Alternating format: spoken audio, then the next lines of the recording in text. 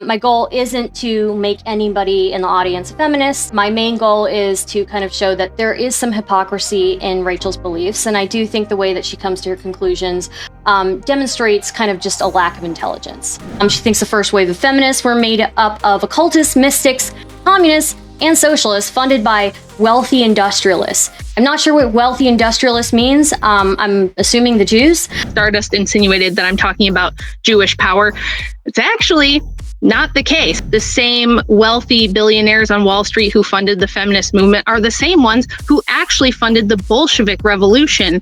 You don't just feel oppressed, rise up, and then, get rid of the czar, and then it's happily ever after. That's not how things work. That's a completely naive view of history. There's always powerful people behind the scenes funding. Do you know the names of like the people who were funding, or like the specific like hedge funds or stuff like that? Yeah, hold on one sec. Let me check my thing here.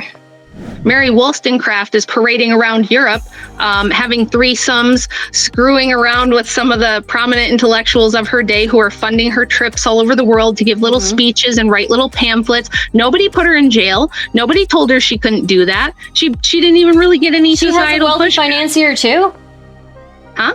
What's that? She had a wealthy financier as well? Yeah, there's always a... What's that? Who was that? Who was financing her? Well, you'd have to look in my book because I have a list. You should know it, right? You should know at least a couple of names, right? It's several different people who owned prominent newspapers, and they were pushing revolution in the French Revolution and in America. Name at least like one. Well, Thomas Paine. Thomas Paine is one. Okay. Men killed each other. They fought the biggest wars in history over women. It's for you to sit here and act like, oh, men never wanted to get married. No, what happened is... Which wars were over women? Which wars were Helen over of women? Troy. Okay, one. Okay, what's the next one? Okay, what about how... No, wait, what's the next one? What's the next war? No, you said men had been fighting wars over women. You named one war. We're not going to one war. Quiz I would like to know what other wars there were that were fought over women. This is pathetic. She hasn't been able to tell me at all how this has benefited society whatsoever.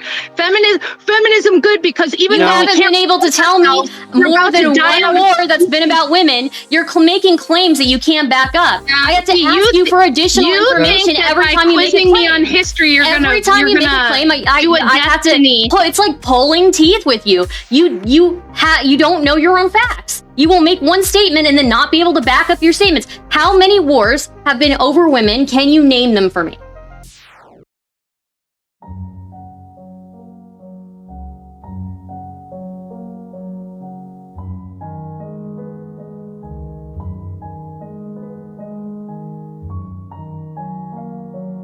Do I have a coin? Let me see if I can find a fucking peso around here. Then they were talking about me living in Mexico. Like, that was a bad thing. Man, Mexico's awesome. I hate to tell you guys. How can I not find one fucking peso? That's fucking crazy. I had like 1,000 pesos. Like, I'm not even kidding. Have you learned all the currency yet? Or are you good at like... Yeah. Actually, I follow the currency markets pretty closely now. Okay, cool. If you want to know the truth. But I don't see a peso. So if one of you guys want to pick who wants to go first, or I can just pick just at random. I'm fine either way. Okay, you know what? How about this? I think this makes more sense. Rachel, make the case against feminism. Okay. Well, gee whiz, I haven't thought about this very much, but I'll give it a try. So feminism is a silly little experiment that I think will be looked back upon in the future as a bizarre blip in history that we tried out of, hubris and ignorance, and that it failed, and not before causing catastrophic amounts of damage, of course. So, I think what kind of prompted this was when Stardust was here last time with Andrew debating the Hunter Avalone situation with the shooting and all that. And she got a little bit heated about the idea that like the woman can't be the one to like jump in and save the day, right? No, not really. Sorry. I don't mean to interrupt you. Yeah, go ahead.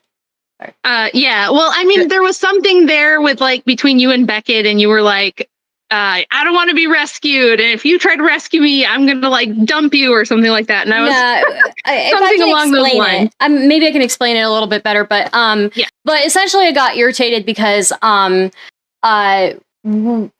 basically it was like, okay, for me, I was just like, yeah, if you're going to go out, I'm going to go out too. And, otherwise we would both stay in.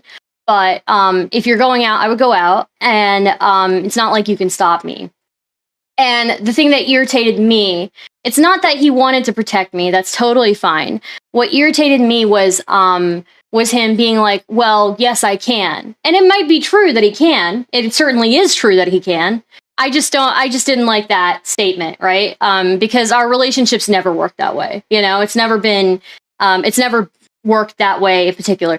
Did I fly off the handle? Obviously, yeah, but part of it was like I was being a little bit theatric. I was trying to make people laugh. So, yeah. So, yeah.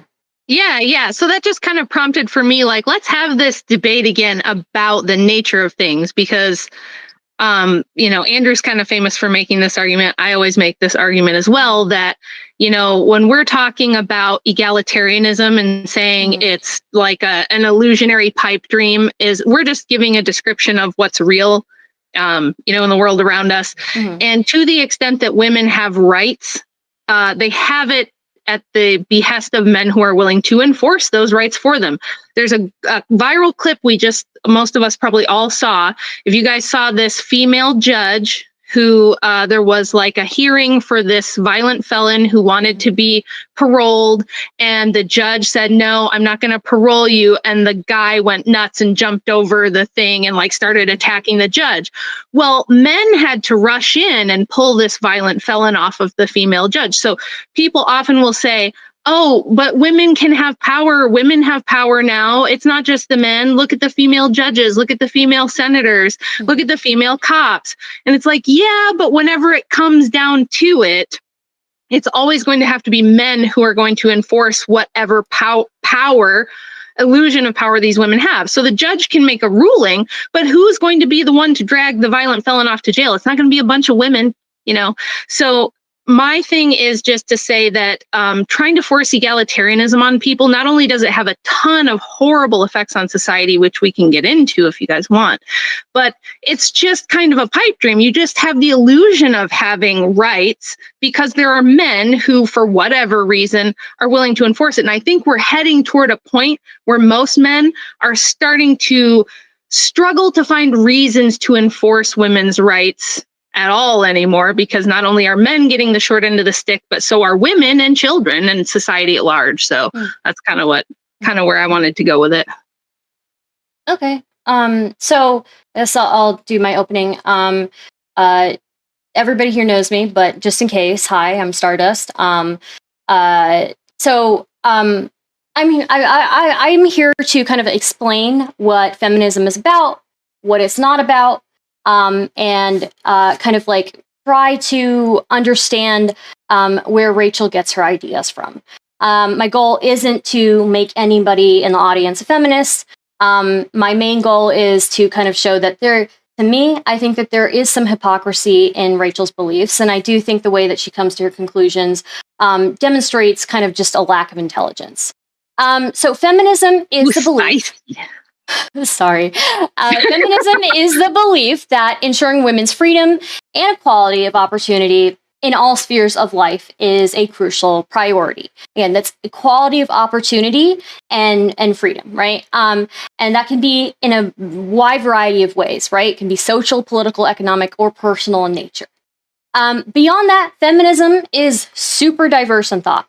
So we're known for infighting. We often choose different things to focus on. Some women will focus on, reproductive stuff, others on education, others on rights in other countries. And the conclusions we draw from feminism also can be very different depending on who you talk to. For example, feminists all the time will argue about pornography, sex work, transgender issues, quota systems, and more, right? These are things that we just do not agree on. Just very diverse in thought. The main thing that is essential to feminism is the belief in ensuring women's freedom and equality of opportunity. We're not a monolith. I did a lot of research for this. Rachel has written and spoken about feminism as if it's like a religious cult, essentially. With the amount of infighting and diversity of thought, I find it hard to see why she thinks it's a cult. She believes that feminism and Satanism are inextricably linked, that people like Susan B. Anthony could be Satanists. She thinks the first wave of feminists were made up of occultists, mystics, communists, and socialists funded by wealthy industrialists. I'm not sure what wealthy industrialist means. I'm assuming the Jews. Weird that the wealthy industrialists would fund people that go against their interests, right? So that's like one thing I have a problem with. Rachel believes that feminism rewrote history, that women have been less oppressed than we think. How does she explain historians with no feminist ties confirm that women historically have been oppressed? Or that today, around the globe, women are still oppressed. For one example, women in India, when they're on their periods, in some places in India, they go stay in a hut for all those days that they're on their period. Also, she believes that women should never work outside the home, or at least very rarely do so. Never mind that women have worked outside the home all throughout history. In fact, it's only a minority of people who are ever able to stay at home and be stay-at-home wives.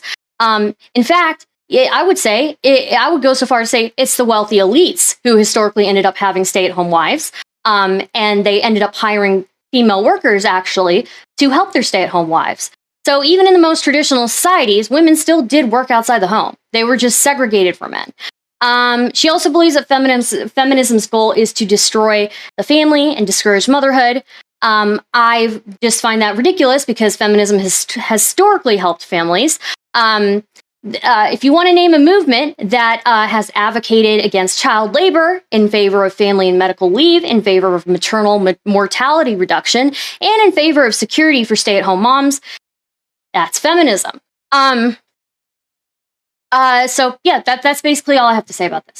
So, thanks. All right. Well, I'm going to try to. You hit on a lot of points there, so I'm going to try to be somewhat brief and not write a whole book about each one of them. The first you one wouldn't do that. Write a whole book about feminism. I already did, and there's two more. There's two more What's coming the book, out this by the year. way? Plug the book. Yeah, sure. It's called Occult Feminism: The Secret History of Women's Liberation. I would love for Stardust to. I would happily send you a copy if you want to go through my source material, if you want to read it, if you want to come up with a rebuttal or something. I'd be happy to hear it. I've actually been contacted by several academics who've read it and checked the source material and who have actually expanded on it. I just presented my first academic paper at a theological seminary conference, and that paper was also published in an academic journal. So there's definitely plenty of academics who do think there's some meat and some, veracity to what I'm saying. But let's start with the whole feminism is about freedom and equality of opportunity. First of all, when you say freedom, it's like freedom to do what, right? Mm-hmm. Freedom to do what? This is the big question. It turns out, after over 100 years of feminism, it's mainly the freedom to, do sexually deviant behavior.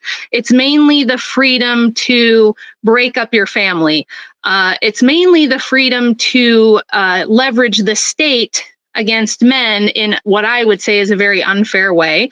And I don't think it's ever been about equality of opportunity at all. Of course, they'll say that. They say these things. All the revolutionary leftist social movements tell you that they're just doing this because they really love you and care about you and they want you to have a good quality of life and they want to end suffering. It's all baloney. I mean, there some who believe that? Sure.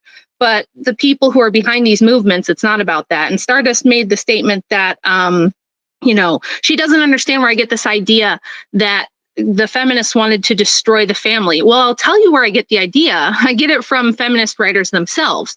The reason that the history has been rewritten is because when the Rockefellers and the Ford Foundation started women's studies departments in the 70s, they gate-kept the history and rewrote it. And they will tell you this themselves. If you look up a woman who created standpoint theory, Sandra Harding is her name. Give her a little Google, read about her.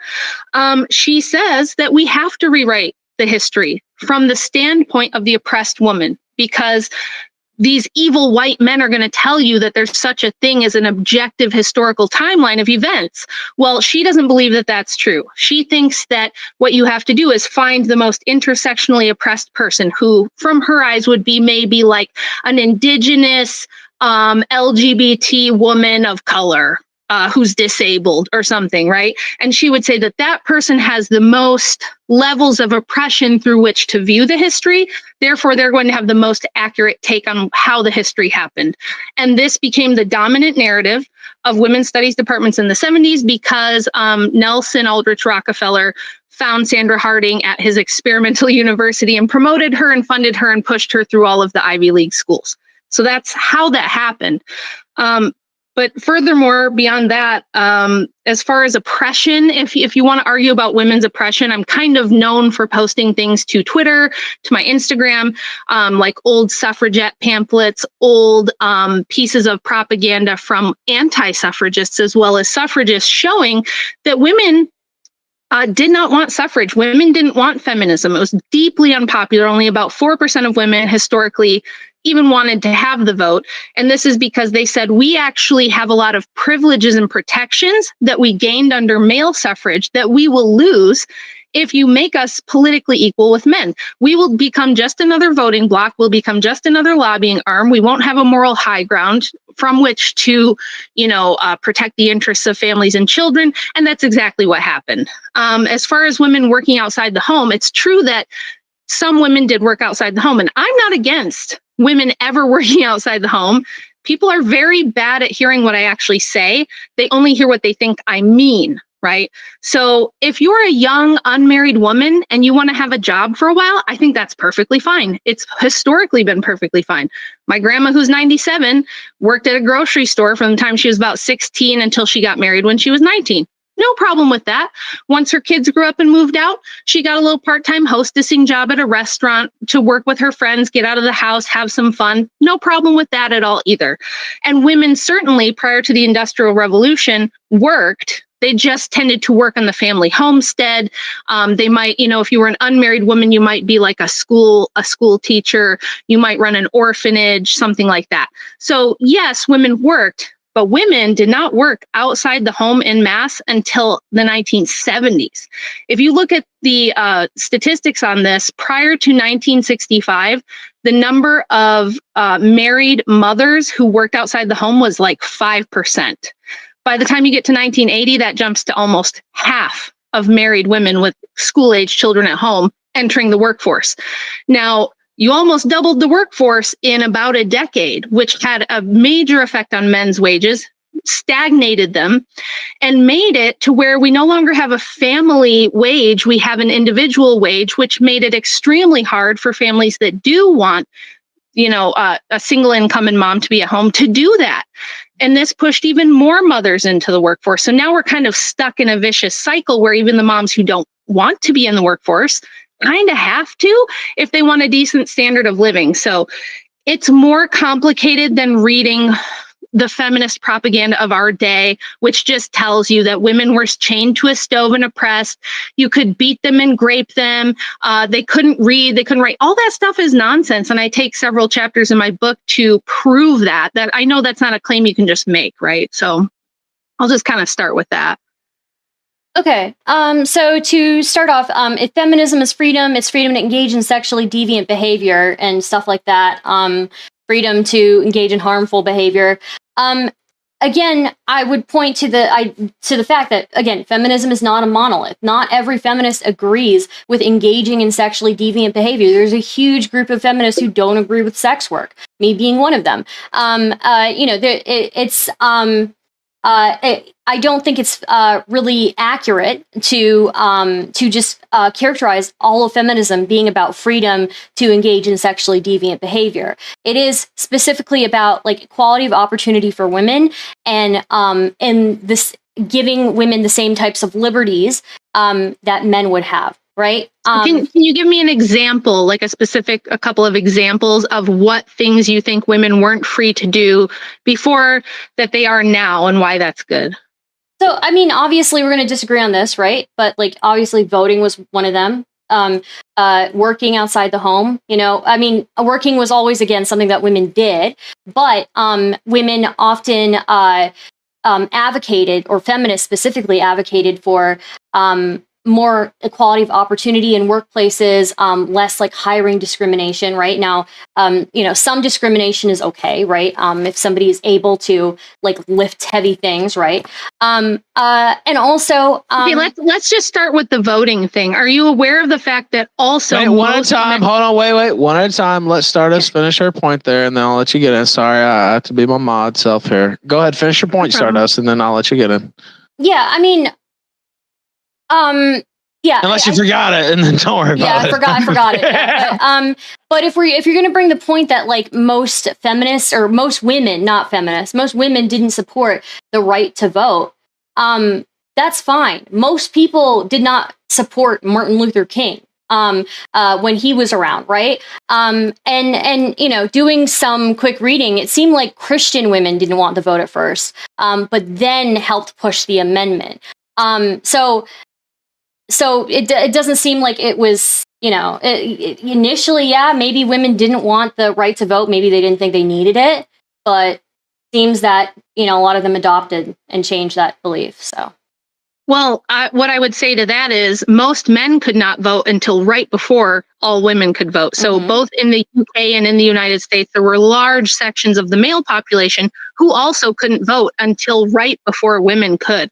So, but it's never presented that way. It's always presented as though all the men had all the power through all of history until 1920, and it's just far more complicated. Yeah, I would agree with that. But I think every instance you can point to of women being oppressed, I could point to instances of men being further oppressed.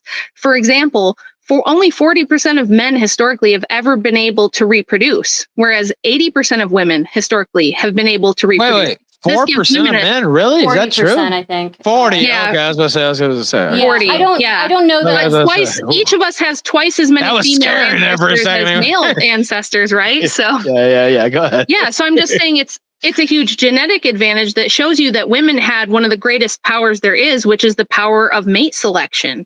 And now what we've done with the sexual revolution is make that even worse. So now we don't even have a birth rate that's above replacement, because when it's left to women, when women can just go, you know what, I think I'm happy with my little apartment and my cat and my Netflix and my DoorDash. So I'm just going to ride the cock carousel until I hit the wall, at which point I'll try to get Chad to marry me, but Chad doesn't want me because I've hit the wall. So I'm just going to be single for the rest of my life, and it's fine. So now we're at a point where within the next few years, half of all women of childbearing age are never going to have a baby. This has never happened before in the history of the human race, and it could be catastrophic.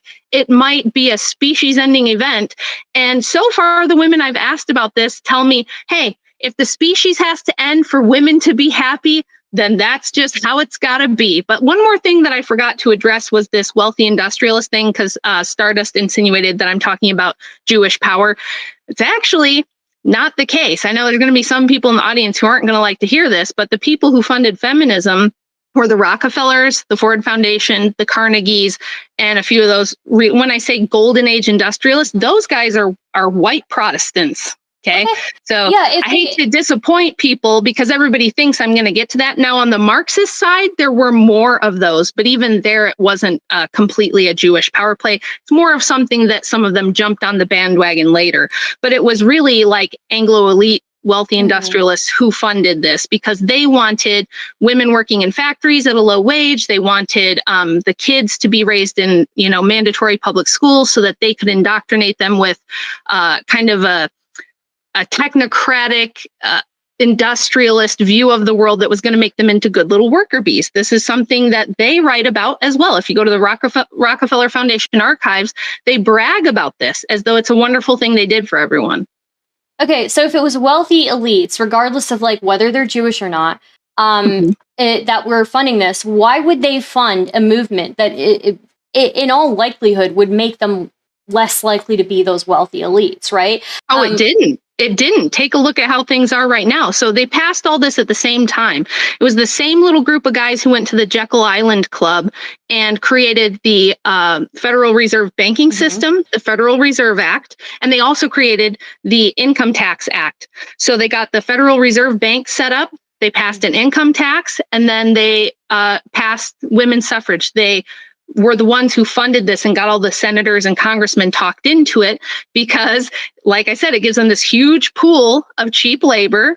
It gives them a ton of votes from people who are very easy to sway, because women are the reason you see political ads talking about how, you know, Republicans want to kill the old people and the babies and the Democrats are going to save everybody with welfare. It's because you can tug at the emotional heartstrings of women who are designed to be mothers and want to, like, they tend to be more socialist because their innate sensibilities say everyone should be fed, everyone should be safe, everything should be clean. And they then pervert those instincts for their own gain. So now what do we have? Now we have no longer really this like Republican, representative republic. We have a universal suffrage democracy, which is basically just a front for a shadow oligarchy. You have major international corporations that run fucking everything. Okay. So yes, it was a great plan and it worked exactly how they wanted. Okay, so if it was Protestants, it was wealthy Protestants funding this, why were they funding Satanists and Marxists? Secondly, again, wealthy industrialists funding Marxists and communists, that doesn't seem to serve them whatsoever, especially if this block of women who are voting to for more like socialist type policies, right? That doesn't make any sense to me. Well, I'll explain it, especially since you said that you think I think these things. And also, Marxist corporations makes no sense either. That's like a juxtaposition. Yes, it does, and I'll explain it. So here I will come in with my lack of intelligence and explain all of this for you so you can understand it. These people did not have any care whether you ended up with a capitalist or a communist society. There's something called the Hegelian dialectic, which means you create a problem, you present a solution, and then you are in control of what the solution is, right? Problem, reaction, solution is the most common way to explain this. And one proof we have of this is that the same wealthy billionaires on Wall Street who funded the feminist movement are the same ones who actually funded the Bolshevik Revolution and supported them when they took over Russia. They did. These wealthy industrialists who you would think are capitalists funded Marxism and Bolshevism and communism because they said, and again, you can go to their own writings. You go to the Rockefellers' authorized biography. You can go to, there's several books that have been written on this, several professors who've written on this. They funded both sides, just like they did in the Napoleonic Wars. These people funded both sides of the Napoleonic War so that they'd have stake in both sides so that no matter who wins, they come out on top and they decide what happens after. This is the same thing. They funded communism in the East, they funded capitalism in the West, and they pushed feminism in two different ways on both different societies so that you can engineer a collapse this way and have what we have now. What we have now is Google runs everything. Elon Musk runs everything. These big industrialist internationalists who are not, they may have started capitalists in a way, they're not. It's all about creating like this global economy and this global hegemony where they have total control of everything. And that's exactly what they've gotten. I mean, you can just look at the results of it to see that what I'm saying is true. So okay. Does that make any sense? So you've said a lot. So I guess let's start with wealthy financiers funding the Bolshevik revolution. I have heard this theory before, but I guess I would want to ask you, what type of financiers are these? Like you said, they work on Wall Street. Do they work in banks? Like I guess I would ask my question about that. So if you need to conduct a revolution, if you need to have a war campaign, you got to have a war chest. You have to have money. You have to get funding from somewhere. And so Lenin and Trotsky both were funded by wealthy Wall Street hedge funds. Dr. Richard Spence talks about this, and I'm having like just a brain fart to remember the other professor's name who's written an entire book about this. and I can look it up. But yeah, that's something that's well known that all the Marxists in the East who came to power were funded by wealthy Wall Street millionaires and billionaires through their banking systems, through their hedge funds. You need funding, right? They didn't just, the Bolsheviks didn't just come out of nowhere because they felt, this is a common thread in history. You don't just feel oppressed, rise up, and then, get rid of the czar, and then it's happily ever after. That's not how things work. That's a completely naive view of history. There's always powerful people behind the scenes. Do you know the names of like the people who were funding, or like the specific like hedge funds or stuff like that? Yeah, hold on one sec. Let me check my thing here. Okay, Professor Anthony Sutton, his book Wall Street and the Bolshevik Revolution details all the specific banks, the specific but do you people. Do you yourself know the specific people and specific hedge funds? No, because it wasn't like one specific person. It was a handful of people. Do you know at least a few names or anything like that? Yes, the Rockefellers. So you'll find the Rockefeller Foundation behind most of this stuff. They were at the time the wealthiest people in the world, and they were the engineers of the progressive era. Now, I would love to sit here and continue teaching a history lesson, but number one, that's going to get everyone really bored. And number two, I would like an argument from you.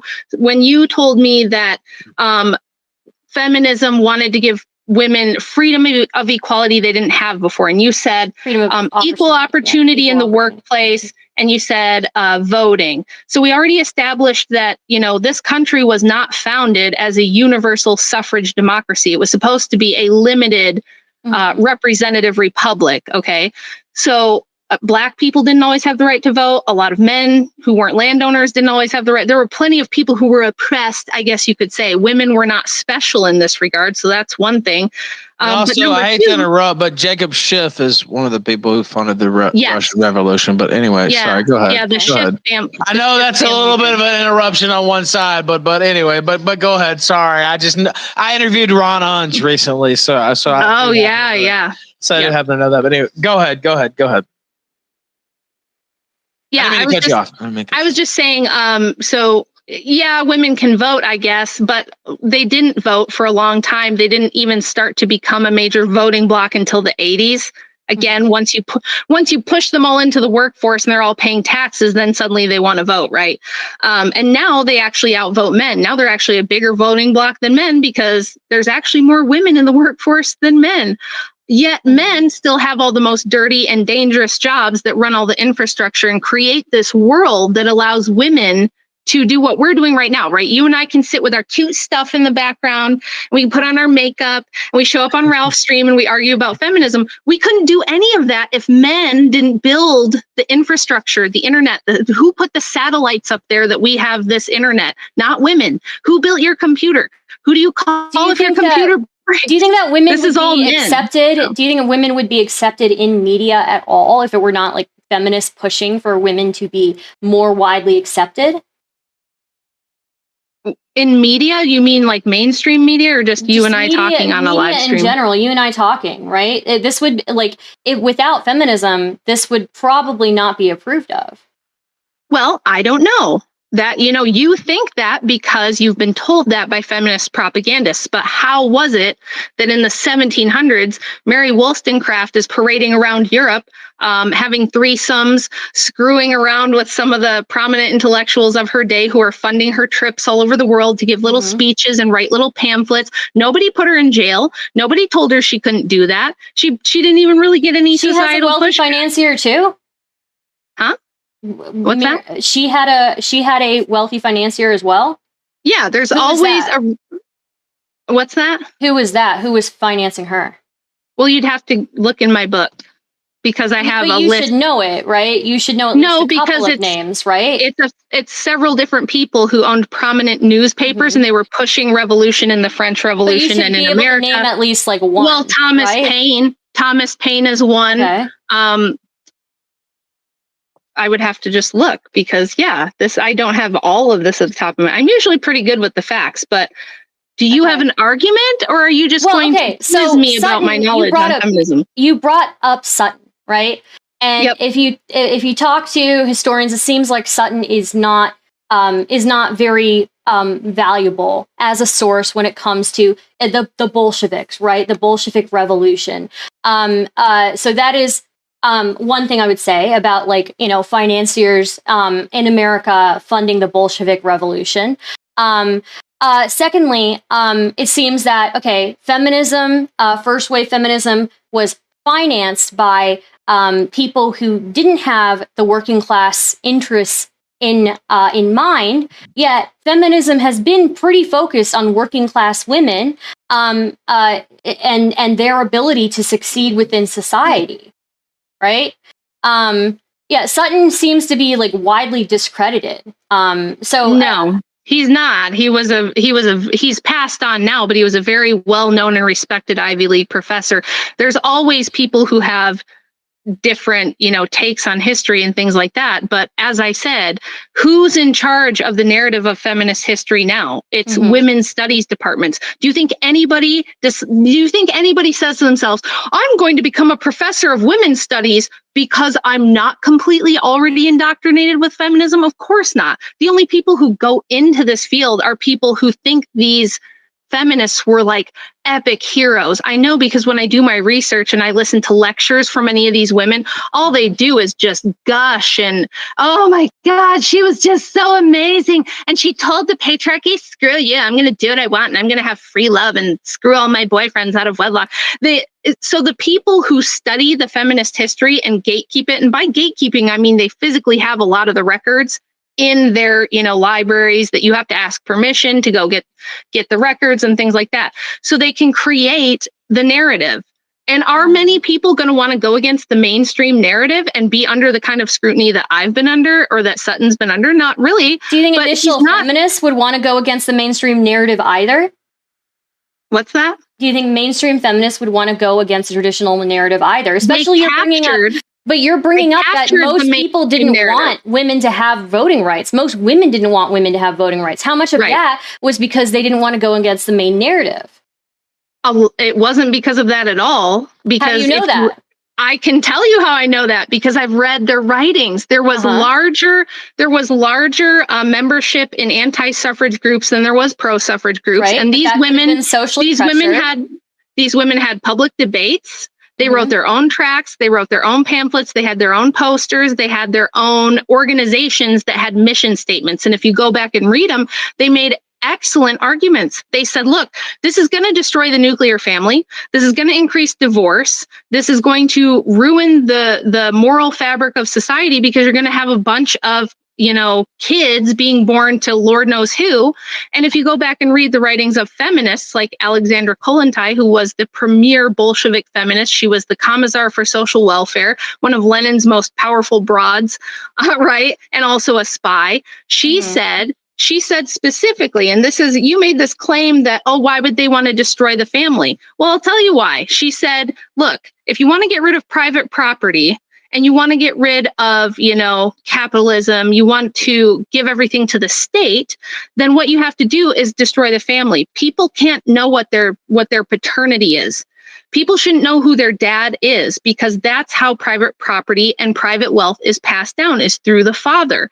If you neuter men, if you remove all motivation for them to build a legacy, to own a business, to buy land, because they don't even know who their kids are, or they can't have custody of their children, they won't do that.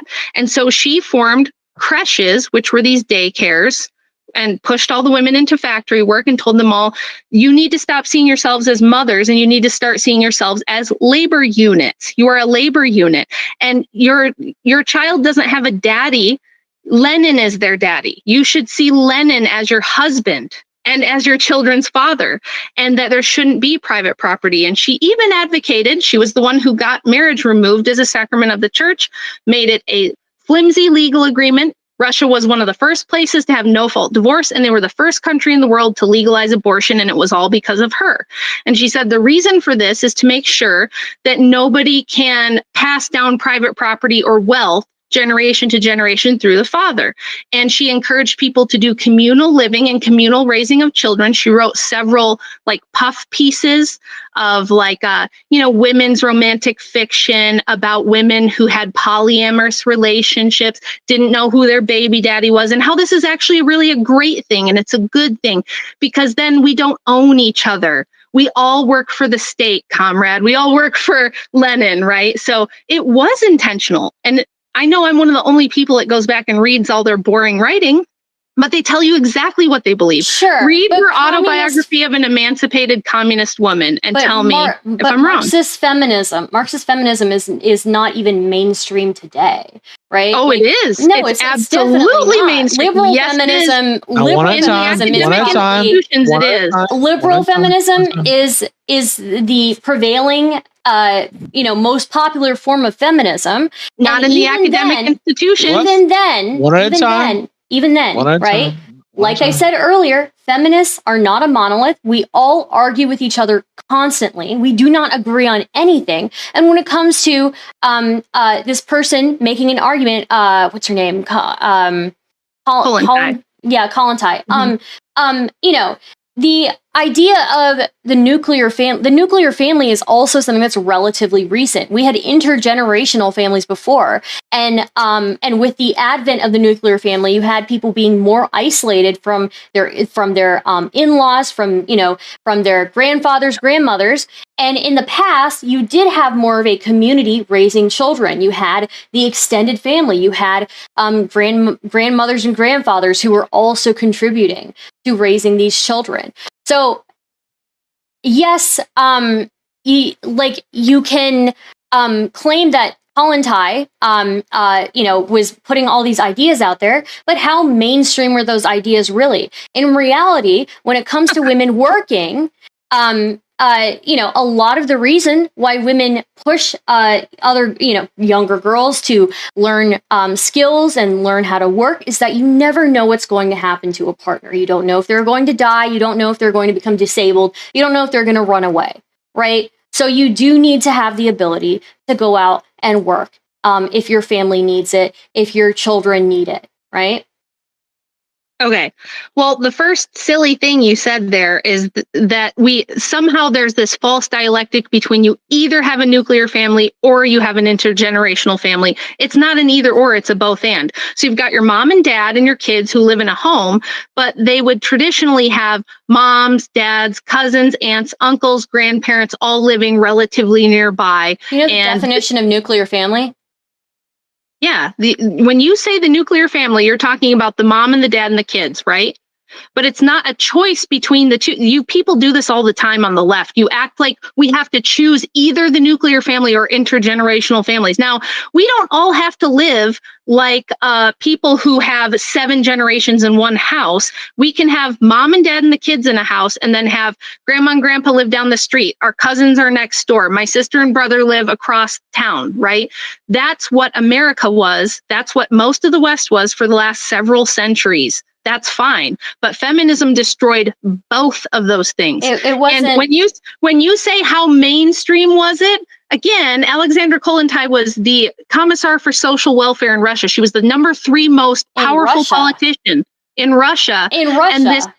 And listen to me, this spread. She was the first to create these systems of daycares, of making abortion not only legal, but also paid for in state hospitals. Mm-hmm. And it got so bad in 20 years that Stalin had to outlaw abortion again because they had 3 abortions for every 1 live birth in Russia. It was collapsing their population. It was catastrophically bad. So she was extremely influential, and it affected all Russia, all of the USSR, all of the satellite. What's that? This idea that there's so much diversity. There's so much diversity in feminist thought. There really is. It doesn't matter. It doesn't matter because the effects are the same. So you all want to smash the patriarchy. You all want women in the workforce, including mothers. Now, as I said, I don't care if some women want to work, but pushing mothers into the workforce en masse, you just said, oh, well, you have to be able to work and make money because you don't know what will happen to your husband. You have to be able to. That doesn't mean you have to go out there and work compulsory.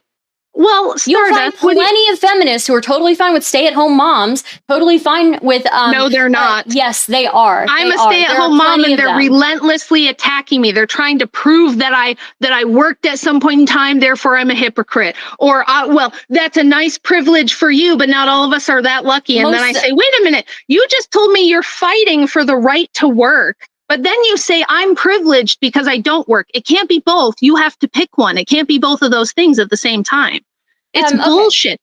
So this nonsense idea that, oh, there's so much diversity of thought. No. We see the effects. We know what the effects are. The effects are men are getting screwed in family court, right? Children are being raised in broken homes and out of wedlock. Men's wages are suppressed, even though they do the dirtiest, most dangerous work that there is, that allows women to have these phony baloney jobs, right? These phony baloney nonsense. I'm an interior decorator. Oh yeah, we need more psychologists and more interior decorators in society. That's really what's going to save us. It's nonsense. It has destroyed everything. It's the single most destructive social revolution of all time. Now, tell me why it's been a good thing. Tell me why it's Are you done virtue signaling? I'm not virtue signaling. Yeah, I'm on my soapbox. I'm on my soapbox with a better argument. All you're talking about is communism. You're not even talking about virtue signaling. I'm flashing back to Gamer right now. Anyway, go ahead. Sorry. You were completely talking about communism. I haven't heard anything about feminism. You're citing a communist academic. I don't give a fuck about communism. I'm not a communist. Are you kidding me? And you should tell every single academic feminist that there is, because they are all. Name a single feminist academic who's not a Marxist, and this is where it's taught. A lot of them have socialist ideas, or they believe in a robust welfare system, because guess what? Women who are stay-at-home moms who don't have a means of working or have been out of work for 10 years raising their kids, when their husband dies, then yeah, they need some sort of welfare system to help them get back on their feet until they can provide for their family. Yes, there is going to be more women who, especially feminists, who see social welfare, robust social welfare system as something that is beneficial towards women, but that doesn't mean that we want a communist society, right? Again, I think one of the main focuses of feminism is liberty, and liberty is not something that is technically a communist ideal. Secondly, again, I don't know why you're bringing up like just a communist in Russia when we're talking about the feminist movement as a whole. Well, let's talk about liberty. So, who votes for less liberty, men or women voters? Who votes to limit people's liberty? Is it the male voters or the women voters? Well, what do you mean by liberty? Like, ironically, all the people who said, well, we need to let all the women vote because we want maximum liberty. We want maximum freedom. And so we have to let them vote. Okay, they let women vote. What did women vote for? They voted for gun laws. Restrictions on gun rights. They voted for limits on free speech. They voted for a giant welfare state. They voted for, they love the wars. The women generally are out there voting for like a bigger security state. They want the NSA. They want the nanny state. Women always vote for security. They don't vote for liberty. So if you want more liberty, letting women vote is the worst way to have more liberty. Thing number two, though, do you think there's a patriarchy still? I don't agree with the term patriarchy. I think that patriarchal societies are a thing, but I'm not even sure in America that I can call it a patriarchal society per se. I think in India you can call it. Do you think men still have generally like more power? I think that you would agree with this, that men in general are on average stronger, larger than women, historically have been able to work outside the home, have historically been able to have more liberties than women. But do you think that it's equal? Do we have an equal power dynamic, or do you still think that men in general are kind of the oppressors and we have like something of a patriarchy? Do I think that men in general are oppressors? No, I think that the average man is not an oppressor. No, I don't think that. Do I think there's a system which is disadvantageous to women? Yeah. probably. Okay, how and many also big working class men? And also working how many class big men. strong men would we need to get rid of that system? How many big strong men do we need to take down the patriarchy, I mean, Stardust? Again, I didn't say patriarchy, right? You're the one who said patriarchy. The oppressive system that gives men unfair advantages. How many big strong men do we need? You believe in an oppressive system too, Rachel. You do. Yeah, You believe in financiers who push feminism and push Marxism on society. So you believe in an oppressive. How many big strong men do we need to take down this oppressive system? It's the same thing. You believe in an oppressive system too. You think that it's financiers behind the scenes, right? No, I think that men being in charge is the natural order. Because we have women who can vote now. We've done it through laws. By the way, you said it in your own book that part of the people who were pushing for women's ability to vote were Christians. Were they not? They were heretics masquerading as Christians who secretly, and again, how do you know they were heretics? Masquerading. How do I know they were heretics? Yeah. Because they were lesbian pastors. Yes, they had that even in the late 1800s. They were Elizabeth Cady Stanton and her 24 friends who rewrote the Bible from the perspective of feminists. You can still buy it right now on Amazon.com. It's called The Woman's Bible. And they took out all the patriarchal parts they don't like. And in the very beginning, Elizabeth Cady Stanton, who told everybody she was a good Christian woman, said, I don't believe that any man ever spoke to God. I don't believe the 10 Commandments were issued by God. I don't believe Moses saw God. I think the Bible and Christianity is bullshit, but everyone believes it. It's too influential and we can't get rid of it. So what we have to do one of the is co-opt first things that they did was try to prohibit alcohol, didn't they? Because one of the first things that the Women's Christian Temperance Union tried to do was prohibit alcohol because of its effects on society. So I don't know, like that. Stanton was not a big fan of the Christian Women's Temperance Union. She worked with some of the leadership who were pro-suffrage. Some of them were anti-suffrage. She worked with the pro-suffrage groups. But I wouldn't get too keen on the Women's Christian Temperance Union if I were you, because they were Marxists and they united with the Ku Klux Klan and they were eugenicists. So, and they were funded by Marxist entities who they were funded again. Yes. Yes, Who it's else always was funded. Simps and Marxists fund all of this stuff. Yes, of course, for their own gain. Yeah, because how is it for their women own gain are so easy to manipulate? How is it for their own gain for women to? Well, I'll tell you, because you and most women these days. This is what you do. You go to 12 years of public school, you get brainwashed. You think, I have to have a degree in order to be successful in life. In order for people to look at me as a successful woman, I need a college degree. So you take on an average of $40,000 in debt to spend your best fertile years getting a bullshit college degree in basket weaving, socialism, fucking women's studies, interior design, some nonsense, some cubicle job. And you come out of it at, 23 and you say to yourself, okay, now I've got to build a career before I can think of having a family, because I've been taught and propagandized to believe that I'll be beaten by a man if I don't have my own job and my own money and everything, that it will make me vulnerable to abuse. It's just not a good idea, right? And I've been raised by my boomer parents to think that I have to have this career first and then I can have a job. So they spend 10 more years building a career. They're now like 33-ish and they go, oh shit, my biological clock is ticking and I'm about to hit the wall. And if I want to have a baby, I've got to do it quick. And then they're trying to get married and find a guy. And by the time they do, if they're even lucky enough to find one who wants to deal with her college debt and her careerism, now they're lucky if they can get one, maybe two kids. Oftentimes they need in vitro to do it. That has women had the reproductive power. Just a second. So this is what they do. Have reproductive power, and women have the ability to choose. And now you're saying that, okay, then which one is it? Try to pay attention, Stardust. I said that they did have that. They had mostly they had the power of sexual selection. Now they say, I don't even want to have a family because that's for losers like Rachel who just want to stay home with their icky husband and like raise little snot-nosed germ factories all day. I want to be a career boss bitch. I want to be like Taylor Swift. I want to be like Beyonce. I want to be like the, Kamala Harris or somebody. And so they devote their life to their career and to their bullshit degree. They're in massive amounts of debt. They forgo kids and family. And now then they sit and cry for the last 40 years of their life, or, they become Chelsea Handler. This is, so yeah, this worked really well Women Okay. got propagandized into destroying themselves in society so that they could work in a cubicle and pay income tax and make money for corporations. Tell me how I'm wrong. I would argue that it's a better thing, actually, because divorce rate was going down last time I checked.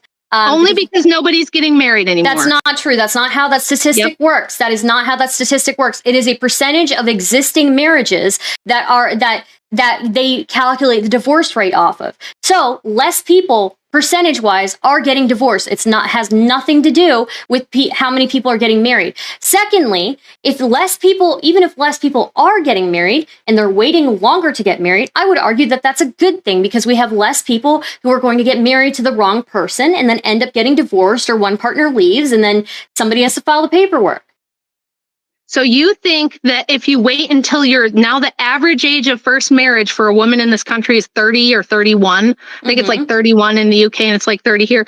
You think they're waiting till 30 because they're getting the best they can get at 30? You don't think that women have a better selection when they're at their peak fertility at, say, like 22, 23? No, I don't think so, because all the men around that period are fucking idiots. No, you get married older. You get married a few years older. So you're 22 and you marry a guy who's 28 and established. What's wrong with that? 28-year-old men don't want to settle down. Most 28-year-old men don't want to settle down. Not now, because with your feminist bullshit. That's been the prevailing joke that men have made all through the decades, right? Is that I hate my bitch wife. Marriage is game over. I can't believe he's getting married. It's like he can't do anything now. Men have always demonized feminism. No, it's not. Men have. It's not post-feminism. Men have always demonized marriage, and now that women are making the same jokes of "I hate my stupid husband," now everybody's freaking out. Men have been doing it for decades upon decades upon decades across the globe. That's bullshit. Then why did they compete throughout all of history to get the best wives? Why was it like, did they? Men killed each other. They fought the biggest wars in history over women. It's for you to sit here and act like, men never wanted to get married. No, what happened is, which wars were over women? Which wars were Helen over women? of Troy. Okay, one. Okay, what's the next one?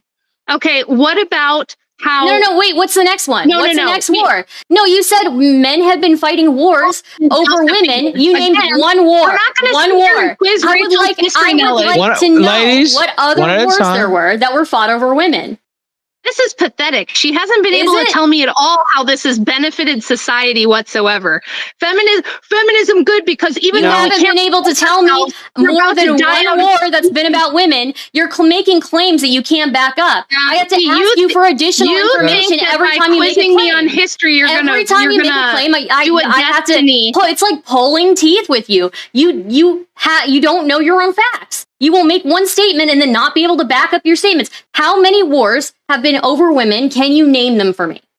Women were the main prize for men. They're the reason they'd go fight and die. Okay, maybe when they rape and pillage, women are the prize. It would take the women, They would rape and pillage. Confiscate. That's why chivalry, the code of conduct for knights started being established. But guess what? That's the code of conduct for knights, right? That's in my book. About that. The code of conduct for knights only applied to noble women. It didn't apply to common women. It was like fuck common women.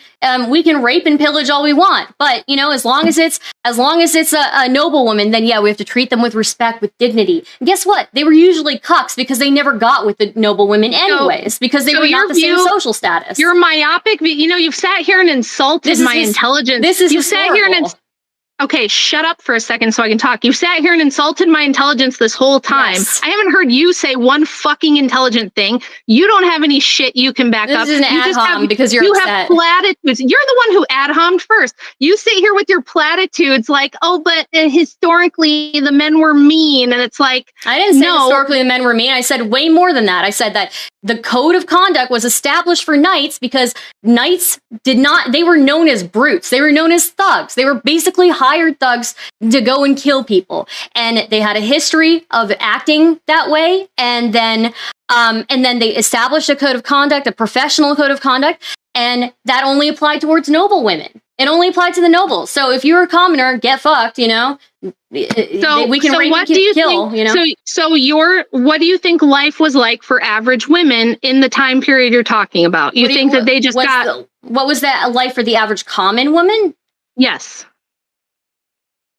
Probably not great. Probably not great for the common man either. So but wait, that's you why think, the chivalrous... I'm not going to let you get away from this point. You think the average woman, her husband didn't protect her from brutality? You think that the average woman just couldn't leave her house without getting raped or beaten? What do you think? The reason why the chivalrous code was established, you can look this up historically. The reason it was established was, yes, you wrote about this, so you should know. I'm surprised. But frankly. those are knights, as you said. I'm talking about the common woman. Knights, you think the common woman just had knights coming in and raping her one after the next? The chivalrous code was made specifically for knights. It only became widely adopted later. Okay, I'm not even sure that's a good thing. I'm asking you, because you want to talk about medieval times. Do you think that the average woman in medieval times, her husband was not invested in her protection and her welfare? I'm sure he was, but when a knight comes riding in and he is burning your town and looting your town and he can rape your wife, there's not much you can do. That's war, Stardust. That's war. And who protects women?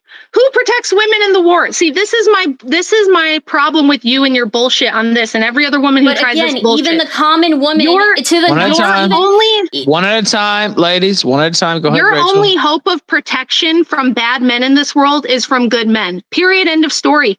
It doesn't matter what you think about it. It doesn't matter if you like that. Now let her respond. Go ahead. Maybe men shouldn't be all bad. day and say what it should be. You can say people in hell should have ice water, but they don't. We're talking about what is. Now you can say what ought, but I'm telling you that the people that knights are supposed to protect, even if you look at the people that knights are supposed to protect, they protected and they were nice to noble women. When it came to common women, they were not that way. When it came to the commoner, they were not that way. Okay, oftentimes it would be at the expense of commoners. Is there anywhere I can drop a link, Ralph? Yeah, you could throw it in the Hangout chat. Yeah. Okay, let's see. If you see the little chat box that should be next to the okay. Yeah. This is a piece from my Substack, which goes over something called the National Incident Study. Now, this is the federal government's primary huge study that they do every 10 to 15 years since the 1970s. There's been several of them done for the last 45 years. This data from the government, which goes over, they collect data from emergency rooms, women's battered shelters, CPS, any organization that deals with abuse of women and children. And it shows that far and away, the safest situation for women is with a married husband. Same for children. Children with both biological married parents in the home, it's by a factor of 12 the safest situation for them. Just a second. When women go into cohabitation, when they have second marriages, when they just live with their boyfriend, or even when they're just single and not affiliated with a man at all, or if they're in a lesbian relationship, all of these situations are more dangerous for abuse, not just from men, but from other women. Also, the national incident studies show that the primary threat to children is not men. It's not their dads. It's their women mothers. With postpartum depression who enter psychosis. It's not. It's not women with postpartum depression. It's women as a whole, as a monolith. Now, feminists tried to say for decades, that's because women spend the most time with the children. But we are seeing now in the last 20 years that men are spending on average about 4 times more time with their children than they did back in the 70s and 80s when they first started doing these studies. Is that still more than women, though? It's not more than women, but here's the thing. Here's why this can't be true. If it were just a matter of women spending the most time with the children, making them the abusers, we would see that as men gained more parenting time, that men would take more of a share of the abuse, and we do not see that. What we do see, and this is what psychologists say when they tear this data apart, they say the reason women tend to be more abusive is because they're more prone to mental illness, they're more emotionally unstable, and because they are weaker than men, and they don't learn the dynamics of force. Like young boys learn this rough and tumble play. They learn where the limits of things are. Women don't tend to learn the limits of when they lose their temper. So when they are the strong person, so when it's mommy who's big and strong and a little bitty toddler or a 5-year-old, they don't know how to control themselves. And then that mental illness and emotional instability factor kicks in, and they're far more likely to use force multipliers and to cause more damage. So what I'm saying, in short, is that when women have the use of force at their advantage, they're more likely to be abusive than men are. So this idea that men are the enemy, men are like the bad guys, we have to watch out for the men, is bullshit. Okay, it's really not true. When did I say specifically that? Well, what I will say, wait a minute. What I will say, finish this topic, and then I want to move it on to a little bit more modern times here. So a little bit. Let me say, but go ahead. This, okay? I am not against two-family homes. You're right. By every measure of statistics, sorry, not two-parent homes. By every measure in statistics, two-parent homes are far superior to single-parent homes. Right? And obviously, when a father is involved with his children, that is going to be a much superior home life than one where the father is not involved. And I would go so far to say that, this actually goes counter to your point, right? About women abusing children. It seems that when men are involved in these homes, that it seems that like there's less abuse if they're a good partner, right? But when it comes to nobody said if they're a good partner, and who decides that? You snuck that in. Okay, but I'm not trying to sneak it in. Let me finish with my point here, right? We still need a lot of the times. So you've got all these kids who have all of these issues, right? And because they're raised in single family homes, right? Something like 27% of men post-divorce completely cease all contact from their children. That in itself is a problem, and they do it of their own volition. That's not always true, Stardust. Also, not always true. But anyway, I'm talking about specifically the statistics of men who specifically cut all contact from their children, not out of the state enforcing them just abandoning. So that in itself is an issue. So yes, it's always going to be better to have a two-parent household, but men are the ones who are disproportionately doing infidelity. Men are the ones who are doing 84%. Where are you getting that? 84% of all violent crimes are done by men. Other men. But it's still perpetrated First of all, we got to go back a second, because men. You just said infidelity is primarily male. That's not the statistics I've seen. All the statistics I've seen in the last 3 years have said that it's roughly equal, that women cheat roughly equal on par with men. The statistics that I have seen show that when they have a satisfied sex life, when they have a satisfied emotional life, a satisfactory marriage, women think of cheating 5% of the time, whereas men will think about cheating 20% of the time. So that is huge. That is now huge. Is that biological? No, it's not. Who actually does biological? It could be biological. But what is the reason for these marriages not working? I would again argue that women waiting a longer time to get married is going to be beneficial for their family in the long run. All right. Okay. What does this now, have do you want to answer with this, Rachel? And then I have a question that I want to get to both of you. Yeah, I just still want to know why, if we're looking at the state of things, okay, pre and post feminism. I've brought this up in debates, even with you before Stardust. There's been 2 big studies done. One called The Paradox of Female Happiness. And then there was a follow-up to that study done several years later, where they did a bigger sample size. They looked all across the world in different cultures, and they found that women everywhere, regardless of the time, the era, the place, the circumstances, are just generally unhappier than men. You can't fucking make women happy, okay? We're emotional. We have a ton of hormones that fluctuate not only every day and every month, but all throughout the years and decades of our lives. We're just generally more neurotic. We're more prone to dysphoria. We're more prone to depression and mental illness of every kind. You can't build a world around making women happy. That's not how shit works. And we don't build the world around making men happy. It's not about making anybody happy. Yeah, well, because you're kind of making this case that like, oh, well, feminism is good because now women have the choice to have some stupid cubicle career, or they can like leave For me, it's never been marriage. about happiness. For me, it's never been about happiness. Well, what's it about? Is it about outcomes? Because you're screwed there too. I specifically said equality of opportunity. The reason why I am a feminist is because I am for women's safety.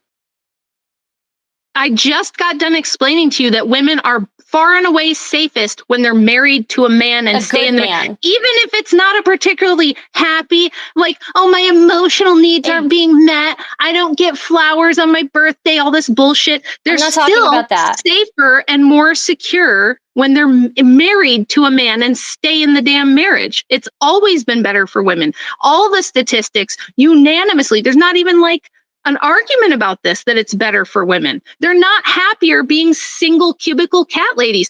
26% of women are now on antidepressants of some kind. So I will agree with you that it is good when a woman is with a man who is good to her. And when I say good to her, that is very broad. I'm talking about a man who does not abuse her, right? But you can look at statistics. Something like 30% of female victims of murder were killed by an intimate partner. That is huge. And lesbian relationships are far and away the most violent type of living situation that there is. So I want to ask you, because this is all kind of the 34% of female victims who are killed by an intimate partner are majority being killed by they're being killed by people that they should be safe with. They're not. But separating all women from the men who have the most vested interest in their well-being, which would be their fathers, their husbands, their brothers, that's not going to make them safer. And I just got done explaining that the statistics bear that out. And you like all women, you want to go to outlier situations to prove your case. Now, I want to know what metric you're using. 34% is a huge amount. What metric? The women who die from homicide, 34% is a huge amount. That is not an outlier. How many women die from homicide, and how many more die from homicide when they're not even married? Like I said, if you're going to be a victim of intimate partner violence, it's going to be from your boyfriend who you live with, or your boyfriend who you don't live with, or from your girlfriend, or from your husband is the least likely person statistically. I just linked it in the chat for you. Oftentimes for women, the most, especially in abusive relationships, the most, a lot of women, as soon as they get pregnant, the abuse will ramp up or will start for the first time. Most women who experience, most women who experience domestic violence, a good portion of women who experience domestic violence experience it for the first time when they are pregnant. This has nothing to do. This has nothing to do with what we're talking about, because it kind of does, though. You're talking about men abusing women. We're talking about, and I don't disagree with you when a woman is married to a guy who is not crazy. No, I'm talking about on average. We can't talk about your little, where you want to tuck it away and make it this little subsect. I'm saying it's not overall. Little. It's not little. It's overall 34%. Overall and in general, the vast majority of marriages are not abusive. And among men who abuse, husbands are the least likely. Okay, I'm not saying feminism, which tells women don't get married. I'm not saying that feminism says don't get married. Abusive. I'm not saying that. I'm saying that feminists have convinced Are you going to let me talk? One at a time. I'm going to have to step in. Are you going to keep rambling and virtue signaling? I'm not the one rambling. You're rambling and virtue signaling, not me. You're like, the poor women who are abused. 5 minutes at a time, Rachel. Most women are not 5 minutes at a time. I'm not saying most women are abused. You're putting words in my mouth again. Do you follow what I'm saying? Can you comprehend? Do you understand words?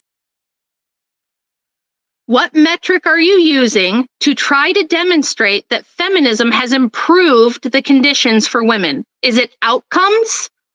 Are you looking at outcomes? I'm looking at laws passed, right? The Family and Medical Leave Act of 1993 was one. No. You're not understanding my question. I'm asking you, what metric are you using to look at the overall situation and say, look, we can take a look at the last 100 years or 50 years and see that by these measurements, life is it a philosophical thing for you? Is it outcome based? Like, what kind of epistemology are you using?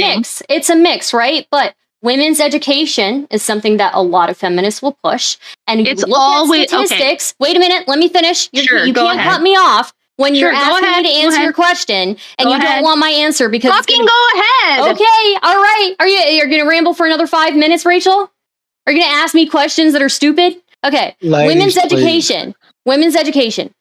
Like, one of the things that feminists will very much push is women's education. And you can look at statistics from UNICEF. When you invest in girls' education, lifetime earnings of girls dramatically increase, national growth rates increase, child marriage rates decrease, child mortality rates fall, maternal mortality rates fall, and child stunting drops. And you can look at the laws that have been passed, right? Family and Medical Leave Act of 1993 in the United States allowed people to take unpaid leave for family or medical reasons without worrying about their job security. You've got the labor movement. Feminists were huge in pushing against child labor. Because, believe it or not, women have always worked, but also so have children, and it was really bad for them. You can... look at, again, maternal mortality has gone down in America even. How's that due to feminism or medical? I was going to advocate her. I would like to. Wait. Let me ask her, and then I'll let you respond. I swear. Is that because of feminism or is that because of medical? It's probably a mix, because feminists do advocate for more investment in women's healthcare. So okay, all right. Now go ahead, Rachel. Sorry. Okay. You cited education.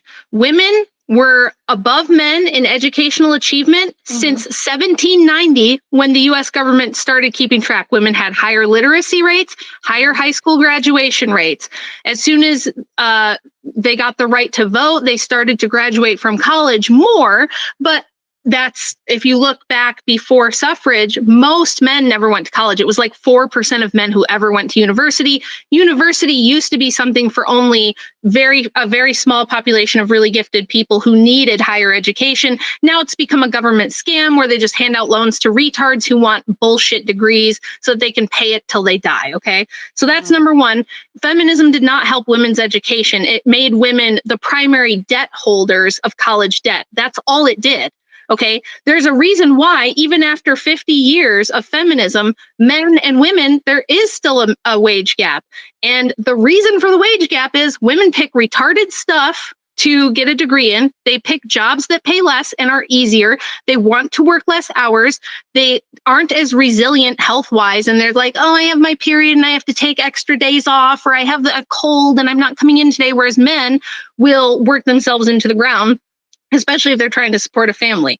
So if we're looking at outcomes, you want to play this nonsense where it's like, well, I want to have my cake and eat it too. And I just want to say, these are all correlates of things that I think might be better. But almost everything you listed is just a consequence of better technology. So like better outcomes in women's health and things like that are almost always due to stuff like more access to antibiotics, more access to, clean water, things like that. Those things are due to technology, not due to women's lib. What feminism has done, if you want to look at outcomes, you can look at things like, I just mentioned, 26% of American women are on some kind of psychiatric prescription drug.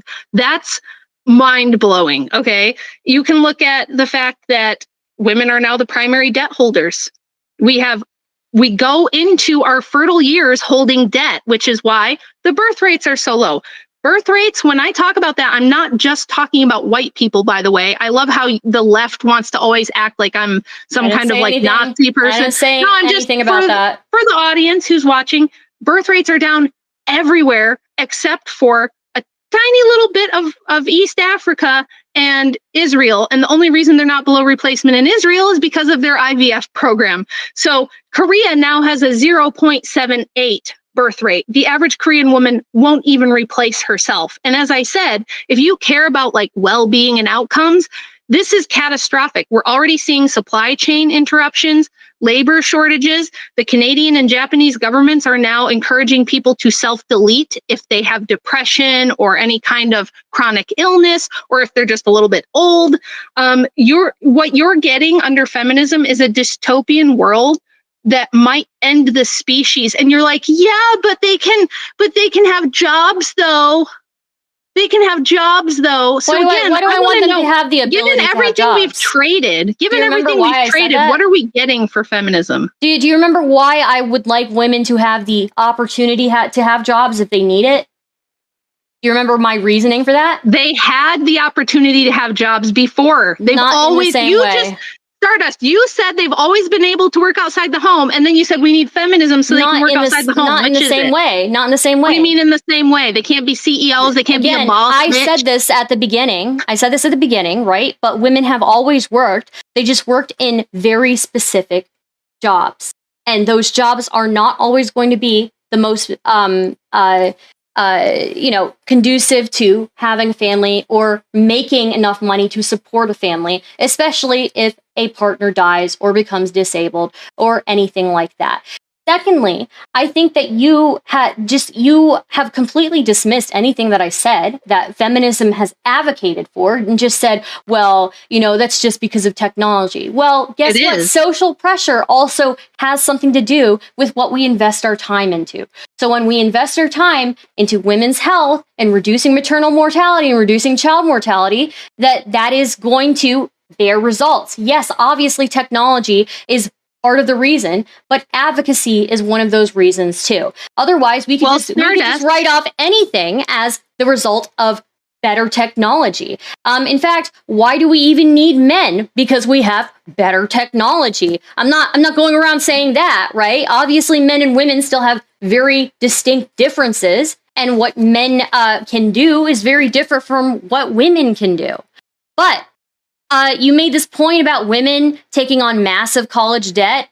Well, I mean, so do a lot of dudes. Women, yes, they might pick a lot of really stupid degrees. So do a decent amount of men. Nope. That's not what the data says. And let me just blow out your little argument here about child mortality. Do you know that the United States is one of the only developed nations that has a rising mortality rate? And do you know why that is? Do you know why? Why? Because they're having babies so freaking old now, and it's dangerous because feminists tell them, wait until you've had your career. That's the reason. The reason for the rise in child mortality and maternal mortality is because women are now waiting until 35 or later when they're barely fertile to try to have kids. Due to accessibility of healthcare facilities and accessibility of healthcare you can look it up. Do you want me to get the source for you real quick? Sure. Do you think I'm just going to come on here and bullshit? Okay. I do think you're going to come on here and bullshit because you bullshit about everything else, like Satanism. No, I don't. I back up everything I say. Do you have any books? Do you have any academic articles you've written that are sourced, that are vetted by academics? I have to write a 150-page book. So I'm not going to sit here and hear this bullshit from you that I'm lying. You homeschool your kids, and your book was filled with spelling errors. Like I don't know what to do, dude. Like I don't know what to say to you. It was when it first came out, and that's been fixed. Okay, all right. It was when it first came out have been published unless you spell checked it, right? Maybe you shouldn't have put it out initially. I didn't think anyone was going to read it. I didn't know it was going to be a bestseller multiple times over. Okay. So as soon as it came out, and I caught the few errors, we don't think that we have a standard for the information is correct. The source we don't material have a standard for the quality of work we put out because we think that nobody's going to see it. I thought it was going to be for my kids. I thought it was going to be like kind of for my kids. Oh, okay. But let's look here. Here we go. High and rising mortality rates in women. I have this on my phone, but I don't know how to share it. Like, right here, right now. A screen share. Yeah. There is a screen share.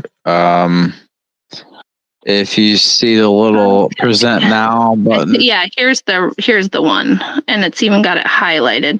So, yes, this is from the CDC, and it tells you right here that the rising mortality rates for 2021 based on the data, that maternal mortality rates by age group and by gender, and it tells you all the stuff, how they did the study. And it says that the main reason for this is due to the overall increase in maternal age. So let me just go ahead and copy this. Yeah. And plop it in the chat. So yes, no, it's not because of limited access to healthcare. Everybody has fucking access to healthcare. Give me a break. Even the rural America, not in rural America. Yes, I'm in rural America. I had rural America. No, they don't. It is an actual recognized problem within the healthcare industry that they've done studies on, that accessibility is a problem. The poor rural people all get Medicaid. They get plenty of health care. Not talking about Medicaid. I'm talking about actual accessibility to facilities, right? The rising mortality rate. The CDC, okay, she's going to sit here and argue with me when the CDC tells her right here that the reason mortality rates are rising for the first time in like 100 years, of course it's not lack of access to healthcare. You think suddenly nobody has access to healthcare, but they did 100 years ago? Obviously not. That's retarded. It's because average maternal age is so high.